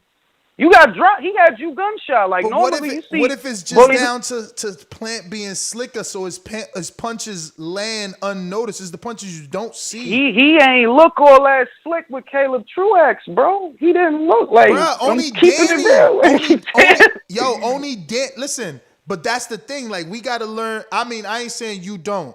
I'm speaking in general. Like, we have to learn to appreciate fighters more. When I first saw, I would call dudes bum, and maybe Truax would have been the dude on that list, man. But like, in retrospect, only Danny Jacobs has been able to stop him, and he is the dude that needs to get credit. Because you spoke about DeGale going to fight Chris Eubank, but he beat DeGale, a gold medalist. It ain't that. All right, it ain't like, put it this way, right? I seen David over the COVID last year fight Romer Angulo. It's a big, strong kid. I think that's the kid that beat Anthony Sims and gave him his first L. And I had a high opinion of Anthony Sims. David stopped that dude, bro. That's a big, strong, young dude. He stopped that dude. Romer Angulo. Bruh, didn't my man Gilberto put hands on Romero on ESPN? Almost threw him through the ropes? But Gilberto's a big, strong dude. Like, we talking about Gilberto like he 5'5". Like, bro, that dude is a giant. Was a giant at 168. My point is, okay, I seen this dude stop Angulo, so I'd wager he could stop Uskateki. That's what I'm saying.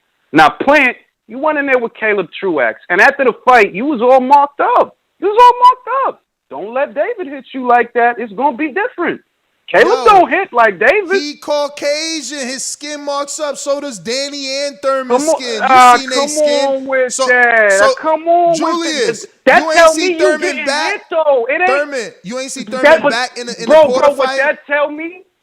I seen him, but what that tell me is you still getting touched, right? So it's not that it's more like you marked up and it's going to show. But it's showing because you actually did get touched, though. You was getting touched by Caleb Truax. So if Caleb, and ain't nothing wrong with him, but if Caleb would touch you like that, all right, I know David would do worse than that. I know he'll do worse than that. It's the same shit. It's the same shit when I seen Anthony Durrell and Avni Yildirim. Anthony had to work for that shit. And I'm like, yo, man, Avni touching this guy. If Avni is touching this guy, David is going to put the paws on him. When he fought David, what happened? He put the paws on him. That's the same logic I'm using here to Caleb Plant. If you letting Caleb Truax touch you like that and you need 12 rounds to beat him, I don't feel confident you could keep David off you because he's going to come after you. And I don't know if you could keep him off you for 12. I'll go David by way of knockout if they fight.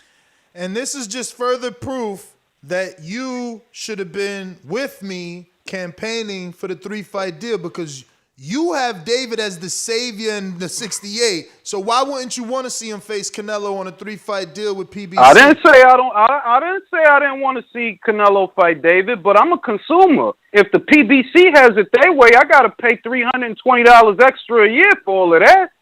David, why don't you just go to the zone and fight him over there? They got money. They got more money than you ever made. What's the problem? Who's the A side, Canelo or David? Who, I'm just asking. Because Canelo the A side. Canelo the A side. If Canelo told, I'm going to ask you a question, bro. I'm going to ask you a question. If Canelo told these cats, yo, listen, man, I'm the A side. I run this shit. And if you want me, you got to come to the zone. What the fuck they going to tell him? No? Nothing. He the A side.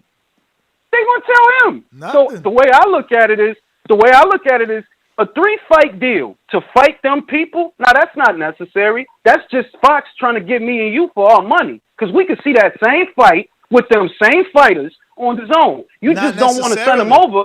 Not necessarily. You want to charge us? You want to charge us $80? No, $80. Julius, so you acting like Canelo writing a line in the sand saying I'm the A side. You send them all over. Doesn't cause a chain reaction to Al. And now Al got to do something because he's in business just like Dazn and motherfucking Eddie Hearn. Hold on, my daughter talking to me. What you need? Mommy said that she called maintenance to come here and. That's my daughter in the background. And she gave. If you're watching this on YouTube, don't forget to hit that thumbs up button, man. I wanted Julius on the panel. So that we could have had even better back and forth. Now this is what I'm gonna say.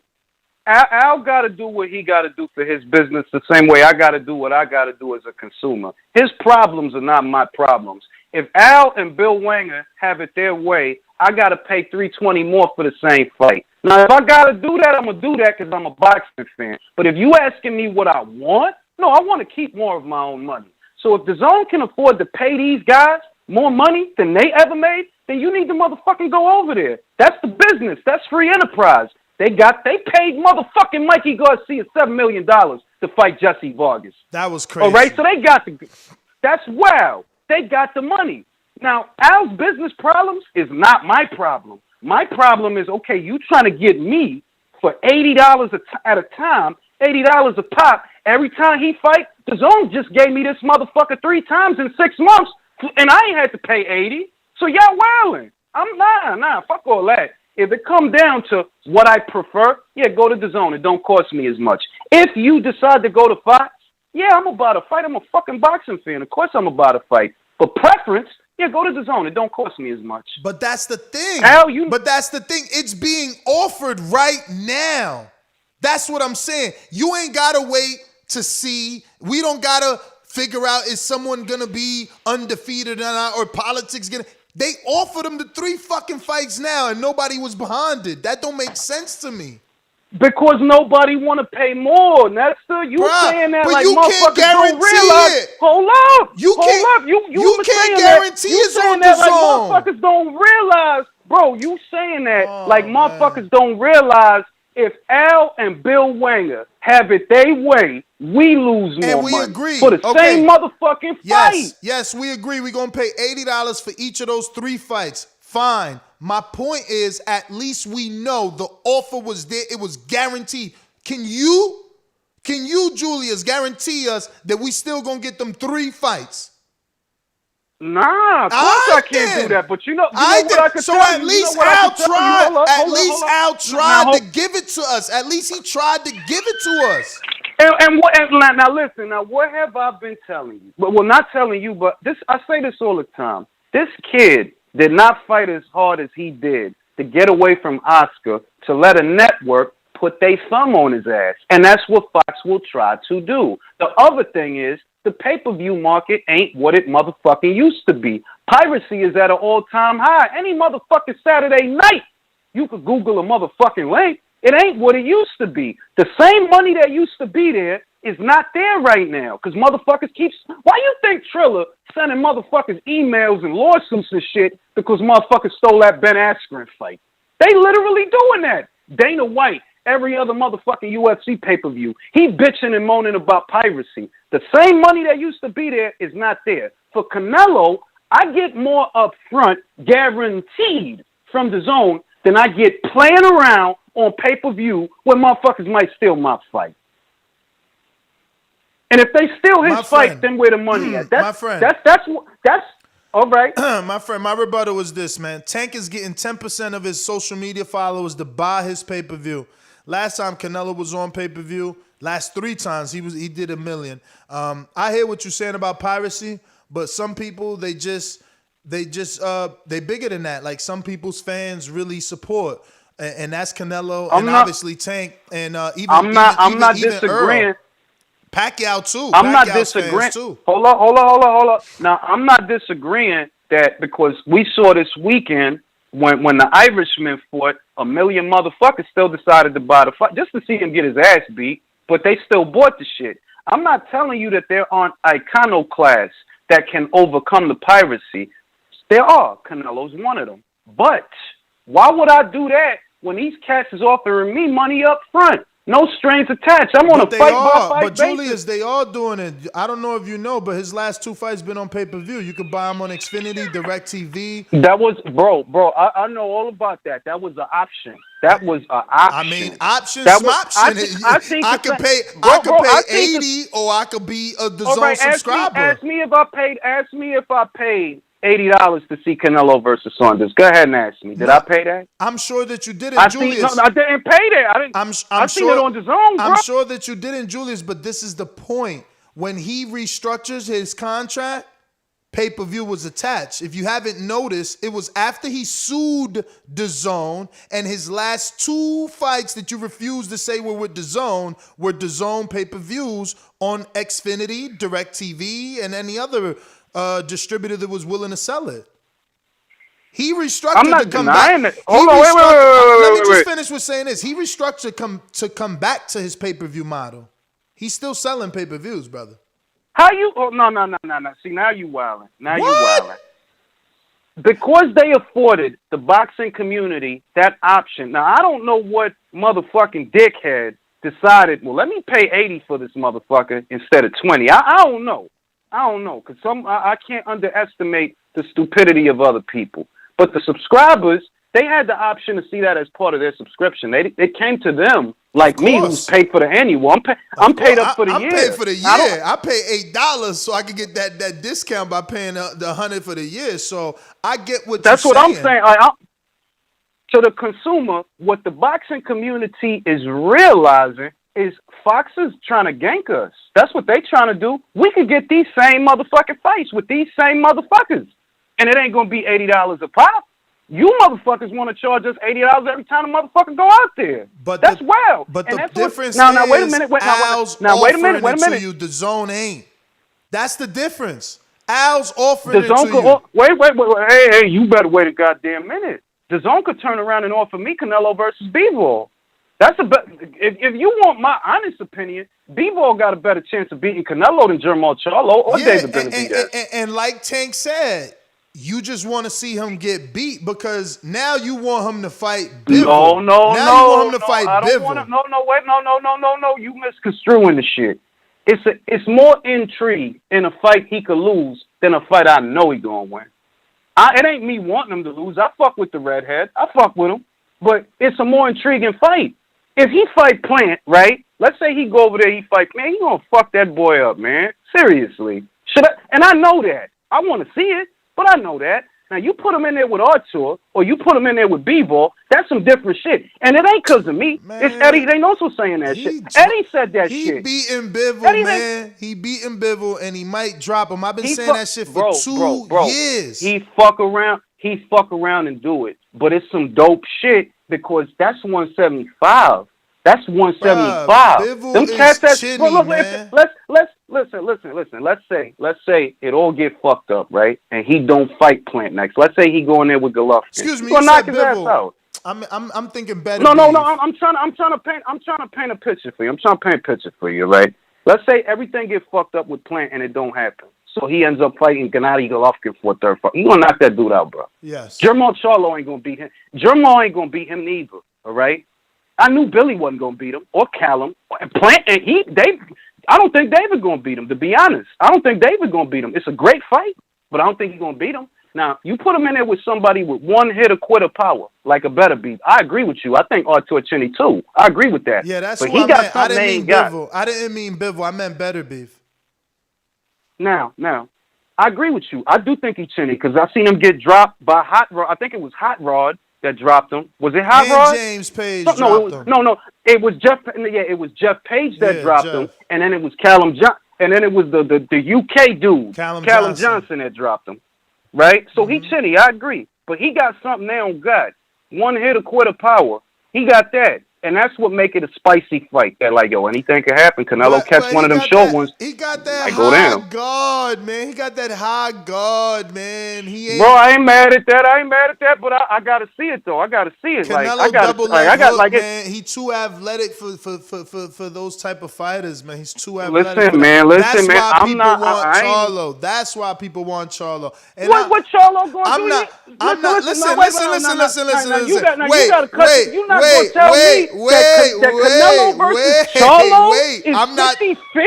I'm not saying Charlo's the one to beat him, but that's what the public believes. I seen the Montiel fight, and I believe, it shouldn't have went down that way. But I'm just saying, look, even on my live poll right now, you've been talking better Beeve up, and it don't matter. Charlo still got 36% out of 496 votes. Like, people still want him next. But you asking me, bro. Now, wait a minute. You asking me, though. I can't... Them people, right? No, I can't speak for them. That's cool. That's your opinion. Let me break it down for you. If I put that same motherfucking poll and we in the middle of Russia and Moscow were a motherfucker, who they gonna vote for? Charlo or Better Beef? Listen. Who do they... That's all I'm telling saying you. Is that there's more than just your opinion of who should be next. And who can beat Canelo is all I'm saying. Like, and what I'm telling you, the guy that can do it is Charlo. And what I'm telling you is that it's more than their opinion. Ultimately, I'm not going off opinion. I'm going off of the facts. Who stopped all their opponents? Artur. Who overhit decision in junior middleweights? Charlo. Is it fucking possible for Canelo to lose a decision? Nah. Now, you couldn't knock out Brandon Adams. And you couldn't knock out Juan Montiel. You ain't beating Canelo on the motherfucking cards. You're not. That doesn't mean that, because his jab, right, could all of a sudden be issues for Canelo. Yeah. It could. Could. Yeah. We don't know. Oh, you're not gonna sell. We don't you're know. Not gonna sell me that, bro. You're not gonna sell me that, dog. I don't know if Jamal could beat Demetrius. That ass, like I'm not. Like who you been fighting, bro? Who you been fighting, Charlo got the best resume of the middleweights other than Gennady. No, he don't. Oh, so Andre got a better resume? Hey, wait. No. I was gonna say. I like how Murata beat the holy shit out of Brant more than I like all the shit that motherfucking Jamal been doing. He beat the fuck out of Brant in 2 rounds. So you saying division specific then? We talking about middleweight, right? Okay. It's 4 middleweight champions. No, if that's your argument, listen to me. If that's your argument is what has he done at middleweight, I can't debate, right? Because he hasn't fought the best middleweights, and one of the natural middleweights in Korobov, people felt like he should give him a rematch. And then he got like Hogan, I think it was Adams, and those are dudes moving up. Yeah, like look. The last dude that Jamal knocked out at fucking middleweight was Dennis Hogan, the dude that Tim Tszyu just knocked out, all right? So that ain't telling me a lot. Now, I seen Murata fuck guys up real fast. Yeah, but you don't gotta get a knockout to win.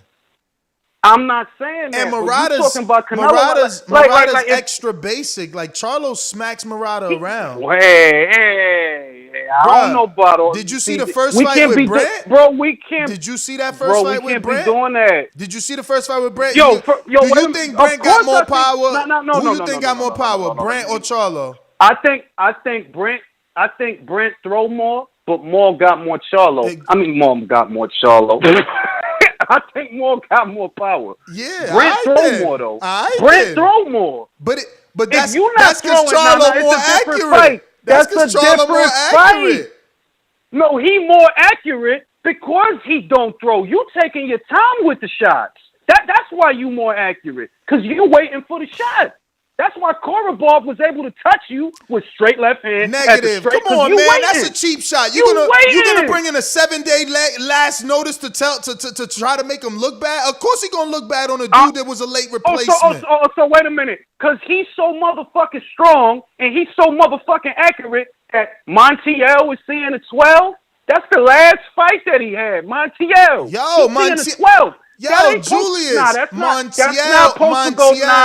Nah. Julius, Montiel is the nephew of a legend.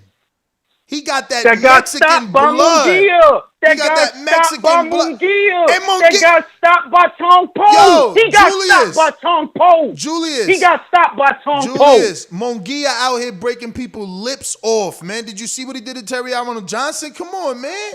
Nah, I did see that shit. Why you trying to underrate his power? Because y'all wait a minute. Y'all talking about Saddam the Ali wrong ain't even back yet. Where's Saddam Ali at? Nah, real shit. We talking about the wrong fights anyway because Charlo versus Andre ain't gonna happen, right? I don't believe for a second Canelo versus Charlo gonna happen because it ain't no incentive for Canelo. What I want to see is Charlo Munguia.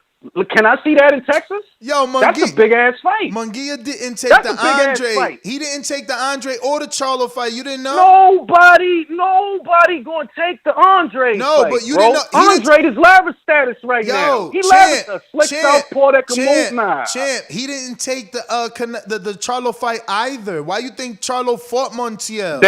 Wait. Did they offer? They offered. Did Bro, they? I didn't. If they offered him the fight. Listen, Julius. You and I both know because I know you do a lot of thorough research. You and I both know Charlo as the champion can't offer number fucking 5 at the time Juan Montiel the fight without asking Jaime first. They couldn't do Derenchenko because he already beat him. John Beck was already fighting Rob Brandt. Selecki was already he already said no. We had Ronnie Shields on the show. Williams lost to Andre, so next up was Montiel, and he took the fight. Jaime said no to both. Andre, wait. Jaime said no. I ain't going Get him on the interview. That shit. Get him on the interview. Get him on the interview. I gotta ask. I would have to ask him like, yo, did they offer you that fight? If you tell me, how the fuck you get passed up on the rankings? How do you get passed up on the rankings if you available? Bro, you acting like the WBC is some sticklers for the rules. They make the rules up as they go along every weekend. Not when it's a Mexican, man. Not when it's a Mexican, man. No. If Munguia, I'm gonna agree with you with this. Because I'm not saying that. I'm not saying this and that. I feel if Munguia wanted to fight, like if he really wanted to fight, he'll get the motherfucking fight. He'll get if he wants to fight. All I'm saying. Why you think he is number one? Bro, I'm not disagreeing. I'm not disagreeing with that. All I'm saying is, it's other fights that are more intriguing to me than talking about all these shits that I know ain't finna happen. Bro, you just said Jaime. You just said Jaime and Charlo. We want to talk about it, but Jaime don't want it. Because he gonna have to see. It's different with Jaime, right? This is what's different with Jaime. He not ready. He gonna have to fight some. No. I don't give a shit if he ready. That's his trainer's problem, not mine. Well, you gonna have to fight somebody, bro. He just switched with Morales. That's why they slowing him down. He got a new trainer. It's like his third fight or something with Morales on him. He still got He got Eric Morales in his corner. What I'm saying that's what I'm saying. It's only like his second or third.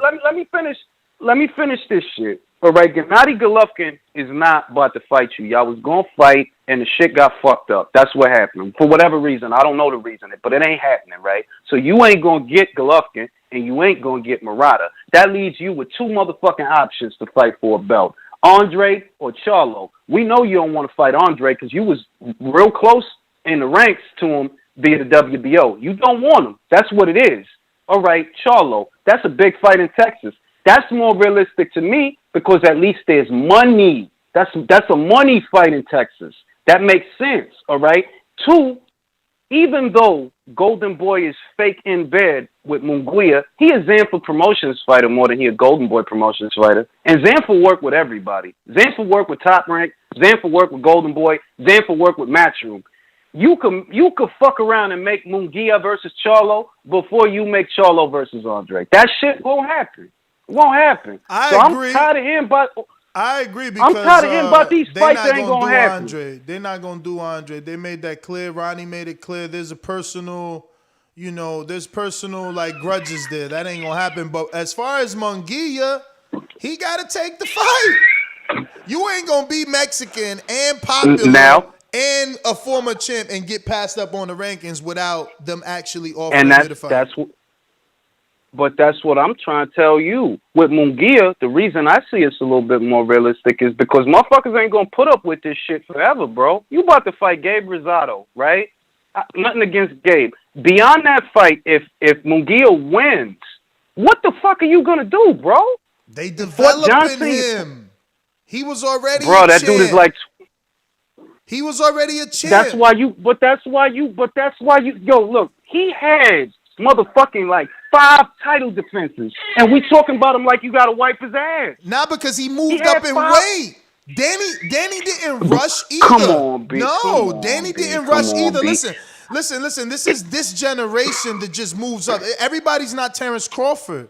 Everybody don't just do that. Like back in the day, people took acclamation fights. People, he ain't a champ. If he wanted to be a champ, he would have said, "Yo, WBO, I'm 54 champ. I'm moving to 60. Give me a shot." He didn't do that. So why you rushing him? This is his third. I'm rushing him. This is third year at middleweight. What you mean I'm rushing him? He ain't get there yesterday. He got a new trainer. It's a new trainer. He ain't new. He been with that dude for over a year. How he knew? Because it's only 2 fights. It's 2 fights. We getting to know each other, Julius. You rushing him. But no. He was with him for the Patrick Alati fight. That was 154. He was with him for that fucking fight. He been with him for all his middle. He been with the dude for like 3-4 fights. Over a year. He ain't new. It's time, yo. It's time. Listen. This resume indicates they are developing him, man. They not in a rush. And the resume. He won his title. He won his title over a welterweight. Like they not in a rush. He just ate himself out of the division. So they gotta work with him, and they not about to just. If Gennady want the fight, they'll do that fight. Rayota want the fight. Hold on. They might do that fight. But see. This the shit, right? You tell me, all right, they developed a Jaime, ¿verdad? A la misma vez, you was cool for Gennady Golovkin, bro. Él tiene más experiencia en esta división than the motherfuckers. Because it's the cash out. It's the cash out. You know the game. You know the game. You know the game. I do. Y por eso es que yo estoy diciendo, no me diga, oh no, he's not ready for Charlo, but he's ready for Golovkin. No, make it make sense, bro. Yeah, because make it make sense. It is. Yo, Golovkin's 40 years old. His opportunities with Golovkin, not the young Charlo at 30, 2-time division champ. Deja la vaina, man. Deja la vaina. Ese tipo ya tiene edad, tiene experiencia. He's been in several world title fights. He was a defending champ. We can't talk about him like he the Gerber baby. He's not the Gerber baby. Where's his Austin Trout? Who on his resume is Austin Trout? Nobody. He fought Dennis Hogan, B. That ain't Austin. That ain't Austin. Austin is a champ. Austin is a former champ. He fought Takeshi. He fought that strong Japanese kid, Takeshi Inui, the swole one that he looked like a little Bolo Ying. Yeah, but he fought that kid. That dude ain't a champion either. And K9 Bundrins was a champ. Like Jaime doesn't have the experience of Charlo. So if they go and cash him out, it's gonna be to an older Triple G. They would go to business. All right. Now you see how the shit is going, right? Triple G, he talking about he want to fight Murata at the end of the year, right? He want to fight in Japan, right? And I don't even know if that shit is for real going to happen. We gonna see. And I don't know if Canelo gonna fight Plant or if he gonna fucking fight Gennady for a third time. But let's just say the shit fucks up with Plant. Canelo ends up with Golovkin in September. That's Golovkin's retirement fight, bro. That's his. You can't put it on Munguia to fight Golovkin when Golovkin might get retired by Canelo. He fuck around, get retired. If he go in there and get knocked out, you think he gonna come back and fight Munguia? No. But he's not guaranteed the Canelo fight. Like Lance Pugmire saying, "Oh, I reached out and they said that." You always been willing. You've been sitting around waiting for this fight forever. Of course you're willing. The question is, does Canelo want that dumbass fight? Now, we don't know, and I'm just 50-50 on this shit. If the PBC offers him Plant, no strings attached, one off, maybe he take the fight. I still see room for shit to be fucked up because what Canelo talking about is no more pay-per-view. He won a lot of fucking money up front. And I don't know that Fox is going to put it up. I don't know. I was waiting for fucking Fox to roll out a goddamn schedule. They never even did that. They cut the shoulder programming to the PBC. What that tell me is, yo, y'all fake trying to get out of here. Y'all not even putting the same money that y'all was putting up last year or in 2019. Yo, you budgeting. Why spend money on that when you can spend money on fights? That's all. You so negative, Julius. Nah. When you cut the shoulder, when you cut the shoulder programming, right? That tell me you fake trying to exit because when Showtime rolled out their schedule, what Spence said, yo, Fox need to roll out their schedule. Did they roll it out? No. They ain't roll shit out. Yo. The only what's on Fox schedule besides Pacquiao Spence? Yo, does Montiel beat Munguia? Hell no. Munguia already beat him. Munguia already beat him. He did. He knocked him Munguia out. already beat him. He knocked him out. That's what I was trying to tell you before. Like, bro, but he knocked him out at welterweight. Come on, Julius. Come on. And don't come on. We can't do that. He probably was sucking down to make that fight to take that name. Come on. So was Munguia. So they the same age. So was Munguia. They the same age. Yo, but obviously Montiel couldn't make that weight. Munguia couldn't make that shit. He ended up at 54. Nah, listen, man, you've been great. Yo, you got to come on the panel, man. Let me let you go and get to some of these callers, man. But definitely accept the invite next time. Come on the panel. Let everybody know where they can find you and at what time. All right, Ring IQ Boxing Talk right here on YouTube. I'm available. Let's go. Thank you again. There you have it, ladies and gentlemen. Julius from Ring IQ. I think I got Oklahoma AMG. What up? Yo, what's up, Ness? What's goody? No, I'm excited. I'm excited that, like I actually mentioned it yesterday, maybe that was the next step, right, for them to go down to a one fight. So I'm good with the fight. I do prefer it to be on the zone because of my personal money-wise, right? It's just better for me in my pocket. Yeah. But I don't mind if it's on Fox. I mean, I'm cool with that too. And the main reason that I was saying that it should be a one-to-one fight deal is because, I mean, that's clearly what Canelo wants, right? And, I mean, if you are the cash cow, you are, quote-unquote, the shot caller, I think it's his right to do a one-fight deal. And I still think he's going to fight those guys, but maybe he does want to, maybe he sees that easy 175 with better beef, like you say, right? You see him knocking him out. He doesn't want somebody else to clip him first, because then that takes away his accolade, potentially. He might be thinking that. So I understand him wanting to be able to maintain control and keep picking where he goes each fight. I hear you, man. It's going to be interesting to see how Top Rank deals with Canelo. I know Bob has been on record. I think it was on my own show saying, you give Canelo whatever he wants. But that's easy to say tongue-in-cheek until you actually got that man at the negotiation table. We're going out to Long Beach. What up? And before I do, remember, if you're a content creator and you want to create, you want to collab, hit me up on Instagram at NestGTO and let's have a conversation. I would love to have you on the panel like I did Julius just now, even though he was via telephone and not ideal. But, a good, healthy debate is always welcome. And it doesn't always have to be a debate. We could just have you on the panel discussing multiple topics. But we're going out to Long Beach in the house. Yeah. Great discussion with you and Ring IQ. Y'all brothers disagreed about just about everything, but never disrespected each other. So I loved it. As far as the Canelo situation, I was wondering how it would unfold. Like I was telling some of the guys, I figure Canelo has enough leverage to force one fight contracts. But if you're PBC or any other platform or any other network, of course you're going to try to retain them, especially when Canelo's coming over just to pick off your prized commodity. You know, he's going to come over there, pick Plant off, and take off with the bag, the belt, and run. And then Plant now is just the, just Caleb Plant. So a bit of a conundrum. I thought PBC might play hardball and say, you know what, we have something you want for your legacy. We ain't giving you that piece unless you come for a multi-fight deal. But obviously, Canelo had enough leverage to force the hand. But that won't work for every other fighter. So don't think your favorite fighter is going to be able to say, nope, I only want a one-shot deal over there, because you got to have the leverage in that thing.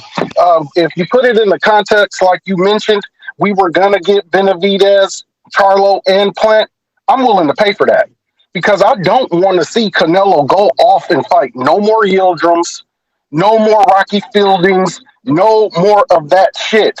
So if it came down, if you asked me and said, are you willing to pay the, $240 for these 3 fights? Hell fucking yeah. Give them to me if I'm guaranteed to get those 3. That's my call. All right. JP Long Beach. Let's see who's up. In the meantime, let me go ahead and check these super chats. We last left off on Brandon Lenz says, what is the likelihood of Plant Canelo is made with no rematch clause? If Plant wins, then Canelo has to come back and sign whatever they put on the table. Yeah, I don't know about not having a rematch clause, especially now that you're working with Eddie. Eddie love them rematch clauses, boy. He don't play no games with that. K-Boxing, we gave you your counterpunch, your second one, right?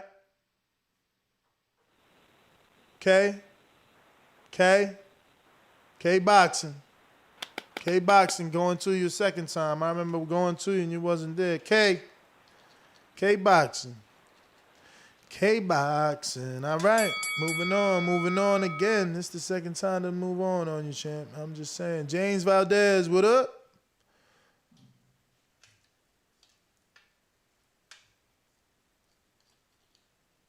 Hello?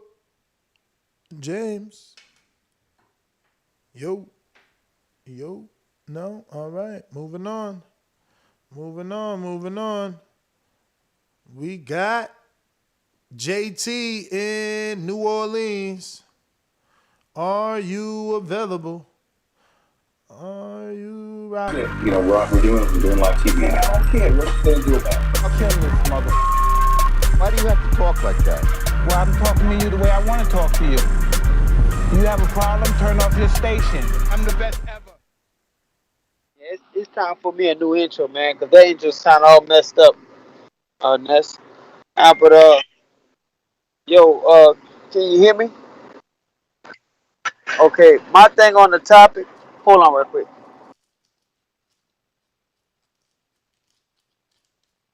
Hey, Ness, come back to me, man. Come back to me. All right. Keem the Dream in Florida. Are you available? Keem the Dream. If not, then it's on Superman.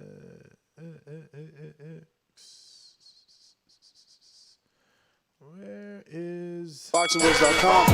Oloki, you are next, my friend. Por eso lo vuelvo a repetir. La era del Canelo es la mejor porque peleó con los mejores. La suerte es para los mediocres, my friend. BoxingWords.com. Yo, what up, Ness? How you doing this morning, champ? all good? Afternoon. Yo, the one fight deal, I think we're overlooking the fact that Canelo doesn't necessarily have to not come back. He did a one-off with Matchroom for Callum, then came back for 2 more. You know, they said, hey, we'll put on your mandatory with Yildirim and Billy Joe. PBC could potentially do the same thing, do the one-off with Caleb. Hey, we got your mandatory and Benavidez. Let's get that out the way. Third fight could be Errol, Charlo, whatever. So it's not like that's completely off the table. You know, we can't ignore that he just did that. So, you know, to sit there and think that it's one and done, not necessarily true. Obviously, he has a lot of business ties with Dazn, but you know, it'd be dope, dude, if they could cut a deal to get him on Fox and then put like at least Andy Ruiz on the undercard of Canelo. I doubt Ryan can get on that card with the Golden Boy relationship, but something like that would be cool. As much as I like being cheaper and not having to pay, I've always felt that Canelo fights just don't quite feel the same if you're not there with it since they've been on the zone. So I wouldn't mind him going back to pay per view personally. And if he does cut a deal with PBC, that doesn't necessarily also limit him to Fox. He could end up back on Showtime. We did have the rumors early this year of Fox and PBC ending at the end of the year. But personally, I like just the ambiance of pay per view. It makes the fight feel bigger, makes them feel more important to me. But yeah, I think he could do a one off and potentially get offered another 2-fight deal because Canelo did his last 3 with Matchroom, but that wasn't a 3-fight deal, but he still did it. So it's not necessarily over if anybody's lost hope. But yeah, that's my call. That's great show, man. All right, brother. Thank you for calling in. James, talk to me.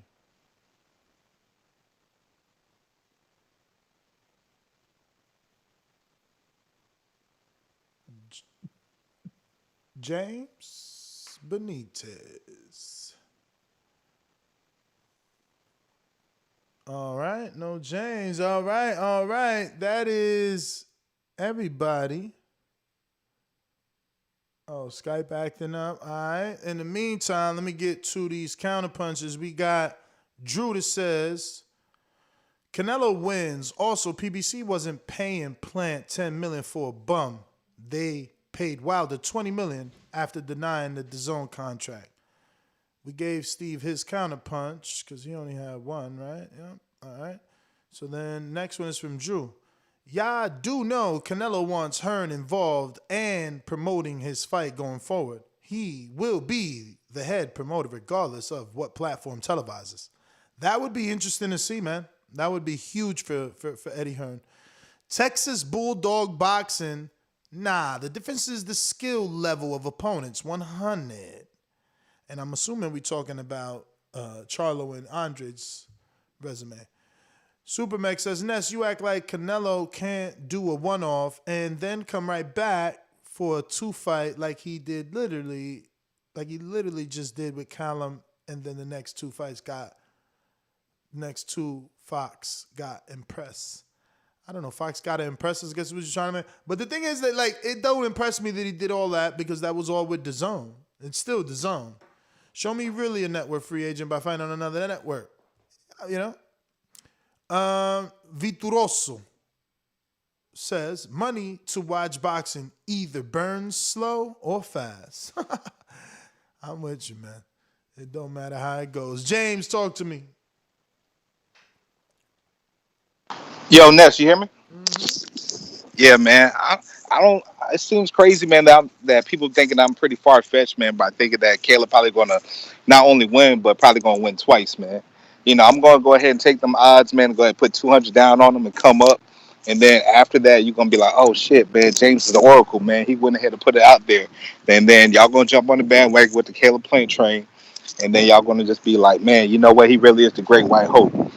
So with that being said, man, I'm just glad that they at least they at least going to make this one fight, and everybody's going to have to come back to the table when it comes to this rematch. I mean, Caleb has never really disappointed in any of the fights, man. So I don't know why people shitting on him like that. So we're going to see. Caleb's a dog, man. All right. Well, I mean, shit, 200 on Caleb. Did he say 200? Because that's like, fuck, you'll make $800 plus your 200 back, $1,000 of rules. Yeah, man. 200 makes you 800 plus your 200 back. But that is everybody, unless JT, you are available to go back to you. If not, Ness, GTO, JT's back. Yeah. Yo. Okay, I missed half of the show, Ness, but basically they're saying they offer Canelo one deal, right? Yep. I heard JP call. I kind of agree with JP. This is my thing about that one deal and why I prefer the 3 type of deal thing. Like I said, I'm going back to Oscar De La Hoya. Canelo do not want to fight the tough fights. in his career. He won't fight certain people who he won't fight. You know, I'm not gonna sit here and call it a race thing, but he picking certain style fighters that he want to fight. Me personally, the one deal is he want to fight Caleb Plant, which is the perfect fit for him to fight, and then he want to move on in his career. That's why I don't want the one fight deal. You know, Canelo is not above the sport. He's a fighter. He came to sport with the same goals that all these fighters supposed to be having and stuff like that. You know, you won't be undisputed. That's a good dream for yourself right there. But guess what? After you get undisputed, you can't just move how you want to move and stuff like that. You got to fight the best. If you talking about legacy, these names gonna go with your legacy. Nobody ain't gonna remember those name fighters. Oh, he moved up all these weight classes and fought these guys. We got to go back and look at the names and stuff like that. And to be honest with you, Sergey Kovalev is a good fighter at the time, but if people don't really know the sport, they go like, who the fuck was he and stuff like that. And that's not the shit on Sergey Kovalev's name and stuff like that, but they're gonna remember the Charlos. They're gonna remember the other guys and stuff like that, the Benavidez. I just think that's nothing good fights. That's all these fighters still gonna make money. They win, lose, or draw with it, etc. So they gotta get out their habit of always securing the bag money, not worrying about the legacy. That's all I got. All right, yeah, I don't know if you're right about that, man. Charlos have never fought a Sergey Kovalev, and Kovalev fought Ward. So I don't know if people gonna forget Kovalev before they forget a Charlo. Kovalev did 2 pay-per-views, 3, right? I mean, he got a Canelo fight, actually 2 pay-per-views, which with Andre Ward twice. He did millions plus on HBO every time he fought.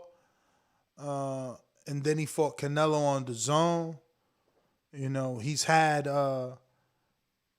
stuff that reached outside of boxing media because he had some, altercations with women, and a very controversial racial shirt at the time of the build-up for Adonis Stevens. I just can't. I don't know. I don't know that he isn't gonna be remembered more than Jamal. I mean, obviously Jamel makes history Saturday night if he can win, so maybe his achievement helps the brother. Maybe it's a good debate. Maybe you're right and I'm wrong. But damn, bro, Kovalev's a 3-time champion. Fought Ward. I mean, he fought mad people. To say he'll be forgotten or not remembered, that I can't rock with that. I would hope not. Oscar in San Antonio, what up? Oscar, San Antonio. Can you hear me? I hear you. Yeah, I don't know what that last caller was talking about. Kovalev ain't going to be forgotten, but yeah. So that Plant fight is happening. Well, they definitely offered them a 1-fight deal. So yeah. So cool. I hope he smashes Plant, then comes back, takes Benavidez, goes back, takes Charlo, Andre, and if we got room, we'll take Berlanga, and then we'll go back and take Better Beef, and then go up. Hopefully, yeah. But hopefully, Zuro will do something by then, and we'll go back and take those 2 belts from him. That's my call. Berlanga just got that King James endorsement. We got a counterpunch from JT. Yeah, hello? Yes. Tell that caller that just called in the counterpunch and tell him that last caller got a name, so I don't know what the fuck he talking about. But all I was saying is, Ness, at the end of the day, Charlo, yes, Kovalev is known to the casual fan, to the fans like us that really study and follow boxing. But if you go back and look at it, Charlo is going to be known to him. And Charlo, just because Charlo, the 100, Jamel, going to be undisputed this weekend coming up, his brother name is always going to be linked to that, even if the big Charlo don't do nothing. So all I'm saying is, like I said, Kovalev is a fighter that's known, but at the end of the day, he's not going to be bigger known than a Charlo fight on Canelo resume. That's just the truth behind it. I don't know, man. I don't know, because if he don't fight Better Beef, that's the only time he moved up to 75 and won a world title. So no one's going to forget that. We're talking about 140-pounder moving up to 75, man. I'll wait to see, does Bud do that? Like, does Rolly move up to 75? Like, does Josh Taylor move up to 75? Jose Ramirez? Like, come on, man. To say that that's going to be forgotten. It'll never be forgotten because it was Canelo that done it. So Kovalev's name would live forever because he was the one that got beat for that achievement to be accomplished. We got Charles Stevens with a super chat that says, Canelo should not bend for PBC. Disagree with Ness. I wasn't asking him to bend. I was asking him to give us the 3 fights that we want. But whatever. Potato Chip, $10 super chat says, appreciate the content. Thumbs up, fire emoji. Thank you. Appreciate you. We got some new callers on the line. Who's this? I should learn this one by heart by now. This is actually a ringer. Because you never upgraded line 6. You stood as a ringer, which cuts the line. What up? Hey, what's going on, Ness? Chilling. I couldn't figure out how to do that yesterday. Do I just go to the membership? Go ahead. I said I couldn't figure out how to do that yesterday, Ness. Do I just click on my membership and then scroll down to the other ones, or how do I do it? No, if you go inside, you should be able to go to wherever you're pledging, and you can just change that because I'm pretty sure that the boomerang is already a tier that is sold out. Because we only had like 11 or 10 of those, so you would have to physically upgrade your pledge from 35 to 40. Okay, yeah, that's too easy. Onto the topic as far as Canelo goes, I think it's a boss move. We were talking about yesterday as far as him not wanting to sign the 3-fight deal with PBC. Personally, I think promoters are what's hurting boxing, like, Bob Arum and stuff. So Canelo making a boss move, he's earned the right to do what he wants to do. I don't think Plant stands a chance against Canelo. I feel like Canelo will wash him. The guys Plant went 12 rounds with and was slick against Canelo, would smoke him. And like I said before, I'm not a Canelo fan, but facts are facts. And so, yeah, that's my call. Well, all right, brother. Thank you for calling in. Let me see who I got. Is this Houston? Is it Houston? And it is.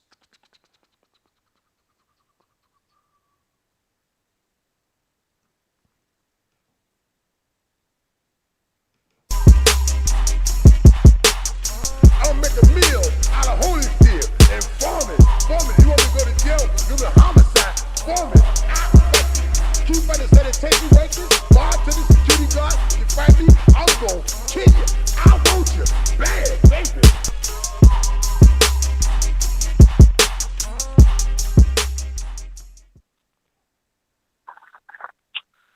What up, Ness? What up? Yo, I'm calling in because I'm stuck on this rematch clause thing, man. Like, this dude, he held the negotiations hostage, which which is fine. He's the A side. He held the negotiations hostage, saying I'm not gonna sign a 3-fight deal. I just want 1 fight. You already the betting favorite, and you already. And I know Eddie Hearn is known for rematches, but I'm saying, like, you already probably gonna want me to go to the zone. So, like, at the very least, all the odds are against me anyway. So I'm saying I'm not giving you no rematch clause. There's just 1 fight. You wanted a 1-fight deal. It's a 1-fight deal, bro. You're not going to say, oh, and by the way, I want a rematch. Nah. So if you lose, now you got to come back. You know what I'm saying? You got to come back to the table if you want your belts back. You got to come back, and guess what? The only way you get in that fight is if you sign a 3-fight deal. So what you going to do? I mean, if they hold up the fight saying, well, we're not going to sign it because they want a rematch, what that look like? What does that look like for Canelo? To say, I don't want to fight Taylor Plant because they're not giving me a rematch. So I was like, what is that saying? So my point is, if you're going to concede all that to Canelo, who's the A-side, more power to him, don't give him no rematch then. I mean, at least stand on that principle. Like, yo, that's your one glimmer of, that's your one little sliver of light to say, hey, this is how we get our 3-fight deal. If we got faith in Taylor Plant, Canelo think he's going to stop him. the world ain't gonna stop him. All right, then just don't take a rematch then. So if you lose to Caleb Plant, come back to the table and we're the A side now. That's all I was saying. All right. Brandon, Houston, thanks for calling in. K-Boxing trying you for a third time on your second counterpunch. Okay. I'll be right here. I'll be right back. Hey, what's up, Nick? What's going on? What up? Hey, yeah, well, I wanted, now that you got a minute, to actually give me some feedback on what we talked about earlier. Hey, this is a serious topic with me. You know how deep I am into this welterweight thing with Crawford and Spence and all these guys, and I need to know your perspective on that. Like I said, I really believe that, Al Heyman and Bob are angling to get Crawford to sign with them, and I really believe that they were the ones after the WBA not to upgrade Pacquiao in this fight, because they're both vowing to get Crawford to sign with them. And they're trying to dangle the WBA belt in front of him, the same way Bob Arum dangled that WBO to get Crawford to sign and set Pacquiao up to get robbed over there. I think the same thing's going down because they want to satisfy Crawford and get him the 50-50 or close to it that he wants for the Spence fight. And they want control of Crawford and Spence. So I need to know your perspective on that. I hear you. I mean, listen, I don't know why you keep bringing up Bob. Bob doesn't have any control over the WBA. Al's in control of Ugas with Louis de Cubas and the WBA, who is the super champ, and Yordani Ugas. So, if Al wants to dangle Ugas as a possible unification fight for Crawford if he signs, that's a good thing. That's a good thing. I don't see Al giving Ugas a fight with Crawford while Crawford is still with Top Rank, when he could just give Ugas the Earl Spence, unification. So, I love it. I love it if they can do it. If they can use that fight and that be Crawford's first fight on PBC, that's a good fight for him. Ugas, common opponent with Porter, see what he can do and get a second belt to even out the negotiations with Earl, because Earl, he's been saying some 60-40s, 80-20 things. So Ugas and, Crawford would make sense. But the thing is that it looks like it could be Thurman and Ugas and Jamal James and Porter. Porter was supposed to announce his opponent yesterday on his podcast, and that didn't happen, or at least no one sent me any links saying that it did happen. But yeah, I mean, if the rumors are true and Porter is fighting Jamal James for the regular and Thurman is fighting Ugas for the super, and that changes everything. We shall see. But it looks like we got to everybody. Let me double check my Cash App here. Make sure I ain't leaving no man behind. That's GTO, Instagram, and Twitter. Catch me on the next one. I'm coming back after the haircut and the lunch. I got a pack because I'm going to Atlanta, but I do that at night. So I'm definitely got this tank show I'll be back for. Make sure you subscribe to the YouTube channel. We are literally at 127,351. So we need about 49 more subscribers to get to the next goal of 127,400. Only you can help us get us there. So tell a friend, tell a friend, tell a friend, tell a friend, tell a friend. We in this bitch every day. Mad hours a day. Keeping my truck drivers safe on the road with something to listen to. Keeping all you gym owners with something to listen to. Everybody on their walks, they runs, they bike rides. Let's go. We out. Ness, GTO, Instagram and Twitter. Peace.